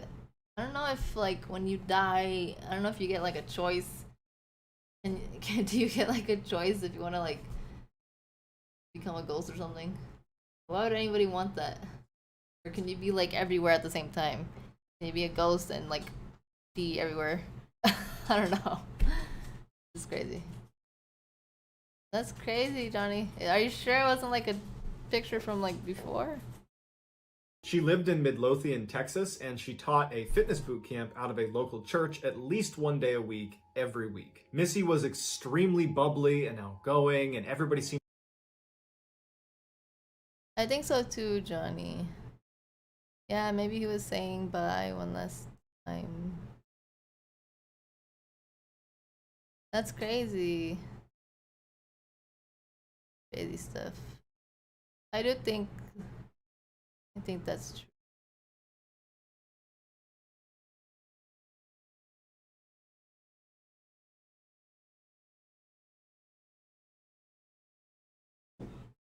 That's crazy, Johnny. But at least there's still there, you know, at least. I don't know, it's just hard to explain, but yeah. To really like her, and her personality really shined on social media, where she was an avid Facebook user, often posting multiple times a day, every day of the week. Missy would post information about upcoming fitness classes, either that she was teaching or that she was simply participating in. She would also post her own fitness. I think so too, Johnny, like in some way, I think they are. Regimen and her diet. She was just very focused on health. Twice. She also shared fairly personal things like pictures of her family and where they were going and what they were up to. And she left her personal cell phone right on her Facebook page. So clearly Missy was fine with kind of being out there. On April 17th, 2016, there was a weather report that came in that the next day there was going to be really, really heavy rain, in particular in the morning. And Missy's class was scheduled for the next morning at 5 a.m. and she started getting calls and text messages from the people who were going to that class asking, is this class still going to happen? By 7:55 p.m. that night, so many people had asked about it that she decided to just put a public post on her Facebook page addressing the weather. And it just said, if it's raining, we're still training, no excuses, you are gladiators. On the post, she included directions of how to get to the church, where this class was going to be in the church, what time they were starting, and what they could expect. Later that night at 9:23 p.m., she did another Facebook post that said, going to bed, I have to get up tomorrow at 3:30. The next day at 4:16 in the morning, a street security camera picked up Missy pulling into the church's parking lot. Even though her class didn't start until 5 a.m., she liked to get there early to make sure the classroom was set up and to warm up a little bit and make sure she was super motivated and cheerful as soon as they walked in. The security cameras inside the church capture Missy walking in through the front doors at 4:20 in the morning. Then, just before 5 a.m., the first couple of students arrived at the classroom and they walk in to find Missy laying on the ground, bleeding from her head, totally unresponsive. Oh my They gosh. call 911, police and paramedics show up, and as soon as they get there, they pronounce Missy dead. Initially, there was some speculation that she might have fallen and hit her head, but they noticed all these puncture marks in her head that looked intentionally inflicted, like someone had struck her. And later, when they reviewed the security footage from inside the church, it was confirmed that she definitely was murdered. Earlier that morning What at the heck? 3:50 a.m., so 26 minutes before Missy arrives in the church parking Morning, people. lot, an unknown figure wearing police tactical gear from head to toe What? breaks into the church. From 3:50 in the morning when they first get inside the church to 4:20 in the morning when Missy walks through the front doors, this unknown figure just kind of strolls casually up and down the halls of this church. It looked like they were carrying a hammer or perhaps a crowbar, and periodically as they're kind of casually walking down the hall, they would turn to a window of a door and they would break it with whatever they're holding in their hand, and then they would just keep walking on. Like there was no reason for them to break the window, they're just bored. And this was actually an important point that police would make about this footage. This person walking around does not appear to want to vandalize the church. I mean, they're breaking a couple windows, but they could have done a lot more damage to the building, and they didn't. They don't appear to be looking to steal anything, and in fact, later, police would confirm that nothing was stolen. What it looks like they're doing is just kind of wasting time, like they have some clear objective for being here, but they can't do it quite yet. They're waiting for a trigger of some kind. And it would turn out that that trigger was Missy walking through those doors at 4:20 in the morning. As soon as Missy made her way into the classroom, the assailant followed her and proceeded to beat her to death with whatever they were holding in their hand. By the time police arrived a little after 5 a.m., the suspect was long gone. Initially, police believed it was going to be fairly easy to identify who killed Missy. The person on camera wearing the tactical gear had a very distinctive gait with their feet turned out, and they walked with a bit of a limp, and they had very slouched posture. And the police figured as soon as we put this surveillance footage out in the public domain, someone's going to come forward and say they recognize this person. But despite the hundreds of leads that poured in from people after watching this video saying, oh yeah, I know this person, well, the police checked into all of them and they all checked out. Everybody had an alibi.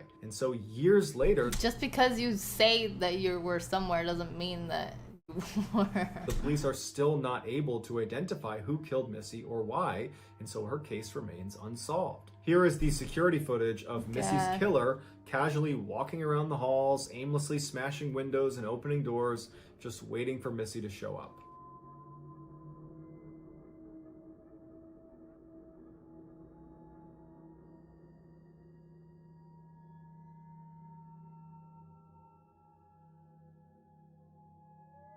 And the name?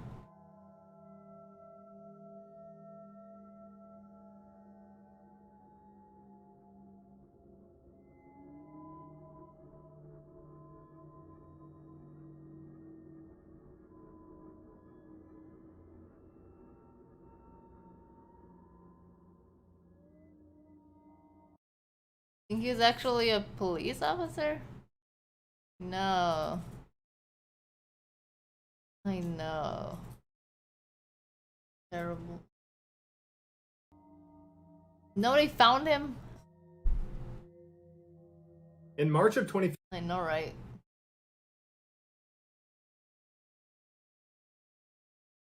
Already? Really? Really? That's crazy. I don't know. Why would you just randomly kill somebody like you don't even know them? And I don't even know. I don't understand what's wrong with people. 16.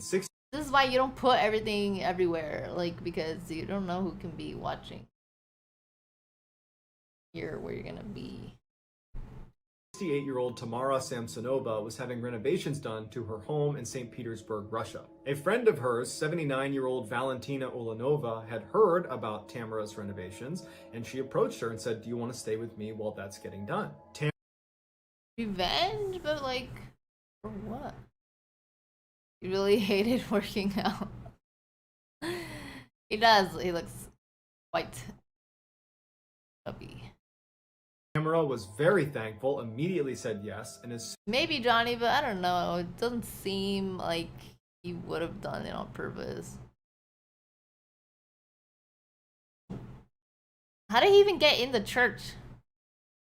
As soon as she moved in, she immediately started picking up the slack by cleaning up the house and doing the dishes, and made sure she always cooked food for her friend because she wasn't able to pay rent. After a couple of weeks, the renovations on Tamara's home were complete, but Tamara didn't want to leave. She was really enjoying living with Valentina, and so she asked Valentina would it be okay if she stayed a little bit longer. Valentina was a little bit reluctant, but did ultimately say, okay, that's fine. A couple of months go by, and Tamara is showing no sign that she plans on leaving Valentina's home anytime soon, and Valentina is getting increasingly frustrated with that reality. Finally, in late July 2015, Valentina confronts Tamara and says, "You gotta go." And Tamara just says, "No, I'm not leaving." This causes a huge fight, but at the end of it, Tamara still doesn't leave. So for a couple of days, the women just do not speak to each other. The silence is finally broken on July 23rd when the women get into a fight about some empty cups in the sink that one of them was supposed to clean, but they didn't, and they fought about whose responsibility it was to do the dishes. And then of course the whole subject comes up again of Valentina saying, "You shouldn't even be here, you need to leave," and Tamara's like, "No, I'm not gonna leave." And so another Is her friend? I didn't hear the beginning. Oh, he broke the lock with the crowbar. I see. Another big blowout fight happens. But at the end of this fight, Tamara finally No. concedes and says, okay, I get it. I need to leave. Just give me a couple of days and I'll be out of your hair. Immediately, the tension is gone in the room. They're no longer fighting. And Valentina is happy that she's finally going to get her apartment back. And Tamara says, look, I'll make us dinner tonight. I'll go out and get some food. Tamara leaves the apartment and goes to a pharmacy and gets a whole bunch of sleeping pills. And then she gets the ingredients to a particular salad that she knows Valentina really likes. Why would you eat her food after that? She goes back, she starts making dinner, and as she's making this salad, she crushes up the sleeping pills and... Rafi, I actually did an Elite Batov video. I just haven't put it yet because of all of the other requests, but I'll put it tomorrow. Mixes the powder with the salad dressing. Oh, you know the story, Erickson? And gives that to Valentina. And Valentina, who's very hungry, eats the whole salad and doesn't notice anything is wrong. As soon as Tamara was sure Valentina had eaten the entire salad, Tamara just goes up to her room and goes to bed. A couple hours later, at about 2 in the morning, she goes back down to the kitchen and she sees Valentina is passed out on the ground. Tamara goes up to her and sees that she's still breathing, which was a disappointment because she wanted her to die from taking all these sleeping pills. But it doesn't matter. She takes out her hacksaw that she had borrowed from the neighbor earlier in the day and proceeds to butcher Valentina. And she makes special care as she's cutting her into pieces to remove her lungs and not damage them, because Tamara had a taste for human lungs. It was actually her favorite food. She What the heck? took Valentina's head and she put it into a big pot of water and began boiling that to eat it. The rest of her was cut up into as small of pieces as she could get them and then wrapped in a shower curtain and placed in various bags. As Valentina's head and lungs are being cooked on the stovetop, Tamara begins making dozens of trips from the apartment down the stairs, out the front door, all the way down to the lake that was near their property, where she would dispose of the body parts before coming back and getting more. Valentina's hips and legs were apparently too heavy to haul all the way down to the lake, so she took them to a nearby forest. Tamara's final trip sees her carrying a big silver pot, inside of which is Valentina's head, or at least whatever is left of it after Tamara was done eating most of it. 4 days later, on July 27th, a young couple that was living in the same apartment complex as Tamara and Valentina were out for a walk with their dog out near that lake. And as they're walking, their dog takes off running and stops in front of this huge bag that it's sniffing and pawing and trying to open. And the owners of the dog try to call it back, but they can't get it to get away from this bag. And so the owners walk over and they kind of poke the bag. They can see it's pretty heavy, and they open it up and they find a human torso, and it's Valentina's. When the police show up, the first thing they do is they go to Valentina's apartment, and they're surprised to find Tamara living there. And they're kind of sensitive with her, and they say, your friend, your relative, was just found deceased and we need to look around the apartment. Tamara was completely indifferent. She did not care. They had just discovered her body and she didn't care that they were searching the apartment. It was... This old lady did that? What the heck? Like she knew someday this was going to happen. During the search, the police officers quickly find blood all over the bathroom and in the kitchen. They even find the hacksaw she used that's got blood on it. And they find Tamara's diary that's sitting next to this book about black magic. And the police are horrified when they see that the diary contains meticulous notes that Tamara had kept of all of the ritualistic killings she had perpetrated over the past 20 years. And there was 14 of them. And almost all of them were motivated by Tamara's desire to cast spells that she apparently was reading about in these black magic books she had. And virtually all of these spells required human flesh or other human components. And so she would kill these people, she would use their bodies to cast these spells, and then afterwards she would consume them. Not because they had anything to do with the spell, but because she liked the way people tasted, in particular human lungs. The police arrest Tamara, who doesn't put up a fight, and she says, yep, you got the right person, I did all this. While Tamara was on trial, she seemed like she was in a great mood. She told the judge, I hope you give me a really severe punishment. I expect to die in prison. What the heck? She was seen blowing kisses to reporters. It was like she was just totally out of touch. Or maybe she literally knew this was going to happen and just didn't care anymore. Tamara, who would be nicknamed the Granny Ripper by newspapers over the course of this trial, was given a life sentence, and to this day, she is still sitting in jail. Here is the surveillance footage of Tamara disposing of Valentina's body, as well as some shots of Tamara during her trial.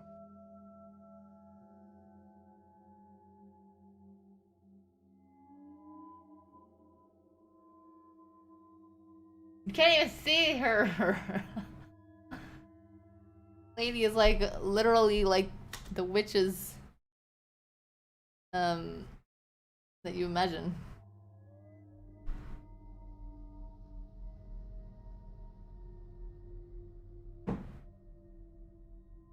That was 2015. So just 6 years ago.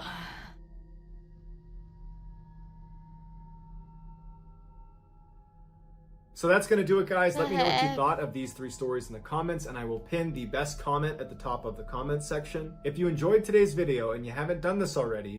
That's terrible. I'm not eating Granny stew. Right? Jesus. Really? People believe in black magic? Is it real? I mean, I think it is.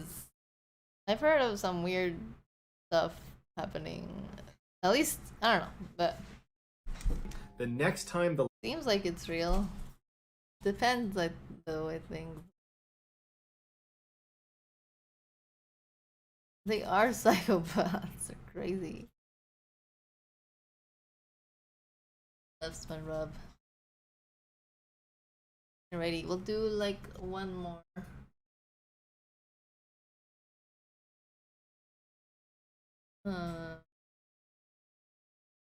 There's one actually about black magic.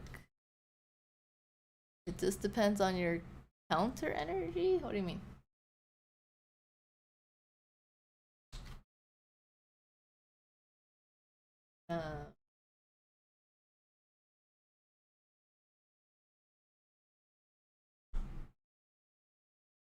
I thought he had one about, or something about a witch.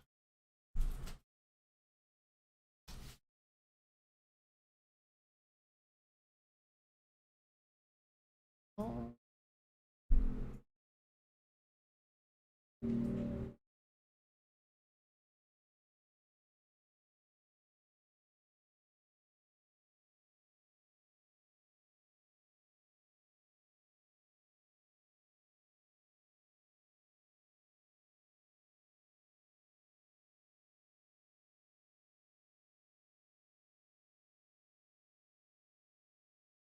What the heck? Where'd it go?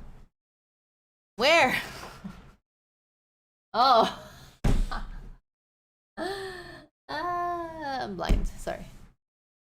Thank you, Johnny. On April 18th, 1999, police entered Christopher Case's apartment and they discovered his... My best friend is a squirrel G-fan.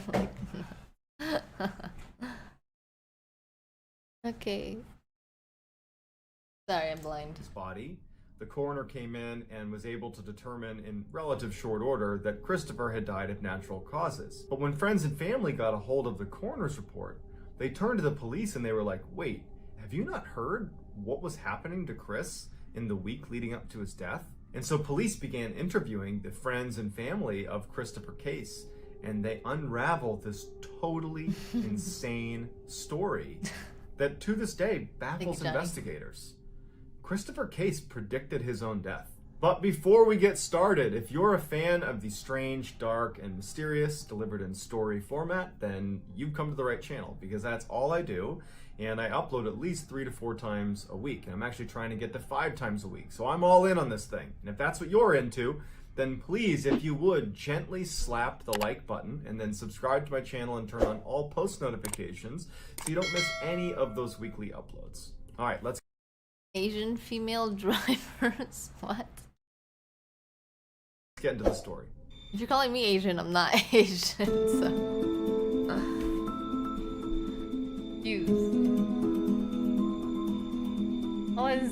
By early 1999, Christopher Case was living his best life. He was 35 years old. He He had moved out to Seattle to pursue a career in music, and he had landed a job at a music company in Seattle, and he had risen to the rank of executive at that company. He was incredibly But I'm not Asian. fit. So I'm just blind. You know, he was known for being at the gym 7 days a week. You know, he took vitamins. He took his health very seriously. He had loads of friends. People really liked him. He was very close with his family. Hi, TJ Turtle. How are you? And, you know, despite Not all me. that, despite his popularity and success, he had been single for years. And even though he was not actively seeking a companion, his friends and family were continuously trying to set him up on dates. But Chris would prefer to not go on a date and actually stay home by himself and listen to music, because Chris had an obsession with a very specific type of music. He loved music from ancient times, specifically from Egypt. And so he would stay home instead of go out on dates. Jamie, hello, how are you? Thank you again for the Sam Perry request. And, you know, crush ancient Egyptian music. That was like his idea of a great night. On April 11th of 1999, Chris was on a business trip because part of his I'm good, thank you. Happy you're doing good. job required a ton of travel, and he was on a trip with a couple of his co-workers who were also friends of his. They go out to San Francisco, and on the 11th they decide to go out for dinner that night. And one of his co-workers decides to bring along a friend who was someone that lived in the area. So they get to dinner, and one of them has their friend, who's an older woman, very attractive, very kind of intense looking woman. She was about 20 years older than Chris. That was his guess. And she sits down, and the four of them are just I'm confused, Turtle. Glad to hear it. Thank you, Jamie. You too. just kind of having a nice conversation. And at some point, the older woman really takes an interest in Chris, and Chris takes an interest in her, because it would turn out that they had a lot in common. And then she actually admitted to him that she was really into music from ancient times, and actually has a specific interest in music from ancient Egypt. And so to Chris, he's like, what? How can this be? And he's like, this is my passion. I love that type of music. And they really hit it off. Now, Chris was not looking for any sort of romantic involvement with this woman. He was just so excited to talk about something he loved.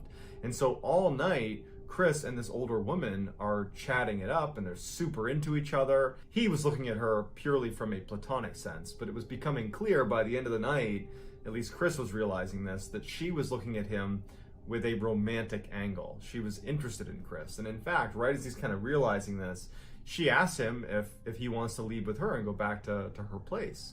And he politely declines, because he's not interested. He loved chatting with her about music and other things they had in common, but he wasn't interested in her romantically. Oh no. And she became a little bit more aggressive and said, no, come on, let's get out of here. I got a place right down the road. We can go listen to music and hang out in my place. And he Are you being Don't call people racist for no reason. felt It just really didn't make uncomfortable sense. and kept saying no, but she wouldn't let it go. And so finally, as she's literally trying to get him to say yes, he says, hey, you know what? I've had a long night. I'm going to go. And so he stands up to leave, and the woman goes from being very flirtatious and friendly to very angry at Chris. It's 7 a.m. for you, Jamie? What? Where are you? And she looks at him and kind of abruptly says to him, I'm actually a witch, and I'm going to put a curse on you. You're going to be dead within a week. What the heck? And he just leaves. So the next morning, on April 12th, Chris gets up and he heads to the airport and he flies back to Seattle. When he lands in Seattle, he calls his friend Sammy, who was one of his very close friends back when he lived on the East Coast. He just wanted to share this weird experience with a close friend, and so they're kind of laughing about the whole thing. Neither of them are taking the curse seriously at all. It was like, you really dodged a bullet. It's good you did not go home with her. God. So in good spirits, Chris hangs up the phone with Sammy, and for the next 24 hours, Chris would fall right back into his regular daily life in Seattle. Nothing out of the ordinary happened. But all that would change starting the night of April 13th, which would have been 48 hours after his encounter with this woman in San Francisco. So Chris lives alone. He doesn't have pets. And he gets into bed that night and he's laying there, and before he falls asleep, he hears whispering coming from outside of his bedroom in the kitchen area, kind of near the front door. And he's thinking... It was weird, Sabish, but yeah. Oh, London, nice. It's 11 p.m. over here. So good morning. to himself, like, I didn't just hear whispering. Like, what? No one's in here. What's going on? And he's hearing the whispering, and then it kind of stops. And before he gets up to investigate, he's like, okay, I probably was just hearing things. That wasn't real. And he's just kind of laying there trying to go to sleep, and then he hears it again. Except now it's not coming from the kitchen area. It's coming from a separate area in his apartment outside of the room he's in. And so now he's wondering, like, did someone sneak into my house? Like, is there a burglar in my house right now? And so he quietly gets out of his bed and he walks over to his door, he opens it up, and he can still hear the whispering, and it's coming from like his laundry room a little ways away. But as soon as he opens the door and he pokes his head out, the whispering stops. And he's just standing there like looking around, like hoping that there isn't anything in his apartment.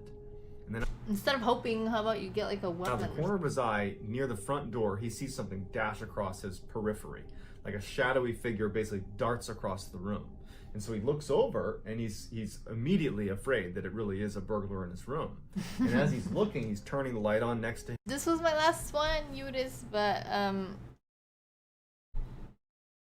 maybe next time I can do it. And he starts hearing the whispering again, and now it's coming from another section of his house. So he just starts turning on all the lights and looking around to try to like make sure no one's in his apartment. He's not even thinking about the whispering. He's just looking for this shadowy figure that he saw run past him.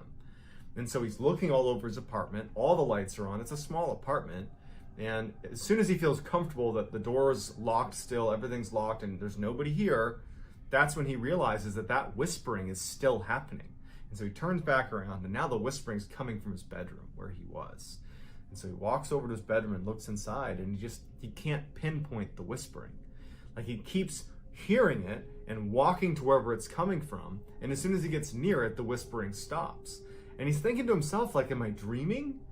Is this a dream? Am I losing my mind? Did somebody slip me something like last night? Like, what's wrong with me? So he has this horrible night where he's up all night chasing down whispers in his apartment that keep vanishing, and then seeing shadowy figures running around and lurking in corners, but he can't ever see them when he looks at them. And so the next morning on April 14th, when the sun comes up, he hasn't slept, the first phone call he makes is to Sammy, his friend.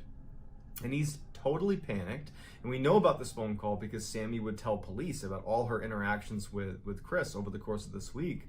She would say that he was totally panicked.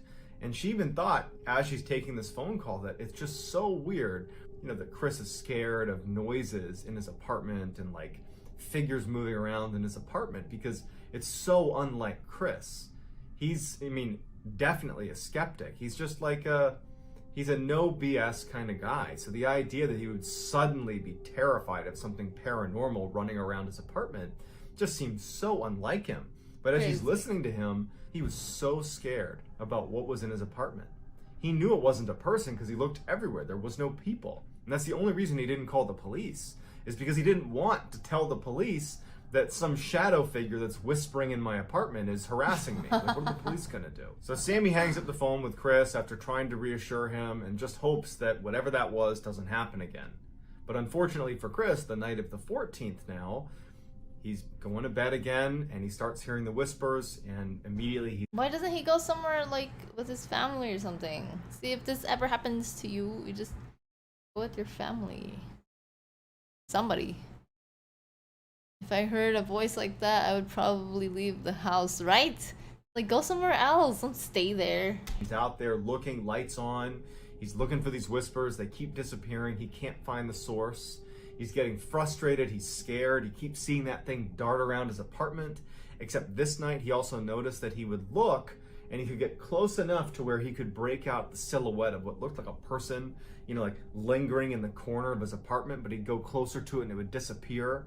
It was like the manifestations of what he was seeing, the whispers and this figure running around his apartment, were becoming more vivid. But he's also thinking, like, I didn't sleep the night before.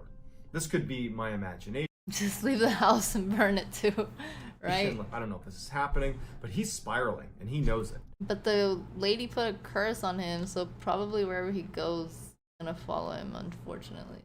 So the next day on the 15th, he doesn't call Sammy, but he calls a couple of his other friends that are anonymous, and they would all tell police that they got a similar story that Sammy had gotten that first night after the 14th. No matter what was happening, Chris believed it was happening, and Chris was terrified. But this wasn't even the worst of it yet. So that night on the 15th, Chris gets in bed, and now he's barely slept for 2 consecutive nights, and he's determined to just go. They said that he's like pretty, well off. Why don't he just get a hotel? I mean, why doesn't he? Go to sleep. That he's trying to tell himself that everything that you've experienced the past couple nights is probably brought on by stress. It's brought on by now certainly a lack of sleep. So he's telling himself, like, just go to sleep. Just get in bed and go to sleep. So he gets in bed and he's laying there and he does fall asleep. But he wakes up in the middle of the night and he can't move his body. He's paralyzed. Oh no, this is terrible. He can't move and he's totally awake. And he starts hearing whispering. And now his level of fear is so high because now he's immobile. But the past 2 nights he's heard that whispering in his apartment and he's seen that figure moving around his apartment. And so he's laying there in darkness because he went to bed in darkness. I know, it's terrible. Why didn't anybody go, like, help him? And he starts hearing whispering outside his room, and then it stops. And then he starts hearing whispering inside of his closet, and then it stops. And then he hears whispering right... Simple witch. Pretty much. underneath his bed, and he can't move. And he's just laying there praying that nothing horrible is going to happen to him, that this is just a dream. Does anybody know if you can break a curse? You probably can, right? I don't know. It sucks. And then out from underneath his bed, right next to him, he can only turn his eyes. This black figure, this shadowy black figure emerges right next to his bed. The heck? And it's looking down at him. He can't make out any facial expressions, but he can clearly define, a figure is hovering over him. And it reaches down and puts its hands around his neck and begins to throttle him. And Chris is like gagging, he can't breathe, but he can't move, and at some point the thing begins to lift him off of his bed by his neck and then throws him back down, and then the figure vanishes. Chris still couldn't move. He's choking to breathe, but he can't move. What the heck? And he's just waiting for this thing to come back. And he knows that more than likely, whatever this is probably going to kill him this night. So he's laying there just thinking, oh my God, I'm about to die, I'm about to die. But the thing doesn't come back, and Chris can't move. And at some point, Chris, probably out of just pure, adrenaline crash or something, he falls asleep. And so when Chris wakes up and he can move again, he notices there's blood inside of his bed on his sheets. And then he looks at his hands, and at the tips of all 10 fingers are these incisions, like someone had intentionally cut open the top of every finger. What the Something heck? he certainly didn't do. And his bed is covered in blood from these 10 cuts on his hands. And then he feels his neck, and it feels tender. And it turns out he had marks on his neck. It was all bruised up from this thing choking him out. And it brought him back to, like, that really happened. He's now, like, actually in fear for his life. Chris immediately calls Sammy and tells Sammy everything Instead of calling people, how about you go somewhere else? Oh my God. that happened. And Sammy can't believe any of it. She felt helpless because she's on the other side of the country. She can't help him. And Chris is just petrified. And he's like, he can barely speak, he's like unable to articulate what's happening. He's describing these cuts on his hand and his neck, but there's no one in his apartment. And Sammy's trying to get him to call the police, but Chris is like, I can't call the police. What am I gonna tell him? That a shadowy figure is coming in my apartment and choking me? They're gonna think I'm crazy. Like Chris decides church or something. He's gonna approach this head on. Maybe that woman in San Francisco did put some curse on me. I need to go at least research it. And so there was a religious bookstore right near his house that he figured might have some things on demonic possession. Call Constantine. True story. And demons, the occult. And he goes in there and he kind of awkwardly approaches the store owner and is like, I'm looking for, books about demons and witchcraft and like how to protect yourself against that. And the guy points him towards a section of the store. And so Chris goes over there, he scoops up a whole bunch of books. He also buys like a whole bundle of crucifixes. So like at least 10. So he's got all these crucifixes, he's got all these books about demonic possession and witchcraft. He buys all of that and he leaves and he goes back to his apartment. When he gets back after doing some research, he ends up putting these crucifixes all over his apartment, like every room. And he takes salt and he draws a line all through his apartment against the baseboard of every wall in the house. And at every corner of the house, he'd pile up little piles of salt. He was gonna do all the things that people say to do if you're dealing with demons or ghosts or anything through witchcraft. He was kind of grasping at straws a little bit. So he went out and did everything he thought he could possibly do to protect himself. That night, which was April 16th, we don't know what happened to Chris, but something scared him so badly that in the middle of the night, in a full panic, he runs out of his apartment and he checks into a hotel and does not stay at his apartment. The next morning, April 17th, when Sammy called Chris to check on him. Now remember, this is 1999. There was just landline phones. So she calls his landline at his apartment to check on him. There's no answer because he's not there. He's at the hotel. And Sammy, who's been speaking to Chris, and other friends that have been speaking to Chris, and everyone's concerned about his mental health and what's going on with him, when she doesn't get Chris to pick up his phone, she calls the police and she says, "Hey, I'm concerned about my friend. Can you do a welfare check on this guy?" And they go over to his apartment and it's locked. And they kind of look in the windows and everything just seems kind of quiet. And so they leave and they tell Sammy, like, "Hey, look, it's locked. We can't really do anything. Let us know if you don't hear from him in the next couple of days." And so that was it. And so Sammy's like super concerned. And so she goes to work on the 17th. And then when she gets back, she has a voicemail from Chris, who had called her at some point during the day while she was out. And on the voicemail, Chris tells her in a voice that was different than the past few days. The past few days, he was scared. He was really scared. This time, he is defeated. He was like resigned to whatever was going on. And he says to Sammy on the voicemail, he's under attack. And that tonight, they're gonna kill me. And there's nothing I can do. As soon as she's done listening to the message, Sammy calls Chris, but she can't get in touch with him. She knows she just talked to the police who were there at his apartment that day. They're probably just going to tell her, like, "Hey, wait until tomorrow. We just told you, earlier, just give it a couple days."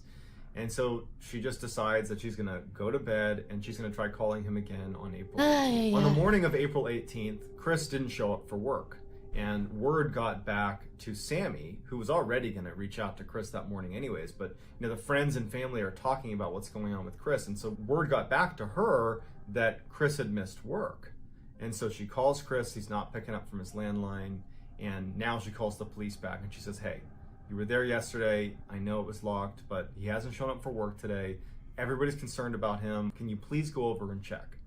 And so the police go back over to Chris's apartment. And this time, the front door is unlocked. And they go inside, and they're met with this very strange scene. You have all these crucifixes that are on the wall. You have the salt that lines every room in the house. There are all these candles that have burned down to the wick. There are little scraps of paper all over the apartment that were handwritten, little messages that Chris was leaving all over the house, warding off spirits and demons. I mean, it just looked like out of a Hollywood set for some demonic movie or something. And they search the house and there's no sign of Chris. They're yelling for him. There's no sign of him. And they make their way into the bathroom where they discover Chris's body. Chris was in his bathtub, no water in the bathtub. He's fully clothed. There's all these candles all around the outside of this bathtub. There's, more crucifixes and weird relics that are in the bathroom with him. And he's on his knees and he's slouched up against the wall with his hands kind of tucked against his chest. He had no external injuries. He was just dead. And so the police take Chris's body and the coroner comes in and does a report, and it comes out that Chris died of natural causes. He died of a heart attack. And so when friends and family saw that that was his cause of death, they didn't buy it. They're like, "I don't know how to describe what happened to him." But over the past 7 days, Chris went from this happy, healthy, successful guy to a complete raving paranoid lunatic. And no one knows why. It's... What do you mean nobody knows why? I mean, it's certainly possible that it was just a very poorly timed heart attack. you know, mixed in with someone having a psychotic break.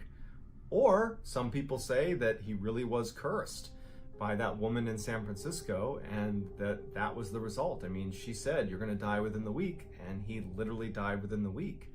And he described regularly over the phone to his friends and family, as this was happening, these horrible experiences at night with these shadow beings in his room and it attacking him. I mean, it's just this crazy story that to this day leaves friends, family, and investigators baffled. So I'd love to hear in the comments what you think happened to Christopher Case. Was this a natural death, or was this something else? Let me know in the comments. How can anybody think that this was natural? The lady said you're gonna die in a week, and he died in a week. I don't think it's just a coincidence. Alrighty, well, that was the last one for today. But thank you so much, everybody, for coming by. Thank you for all the requests, everything. I really, really appreciate everybody coming. Good night, Nami. Good night, Erickson. Good night, Sabesh. Good night, everybody. Jamie, if you're still here. DJ. Johnny. Diego. Bye. Thank you guys. See you guys next time. Good night. Good night. Good night.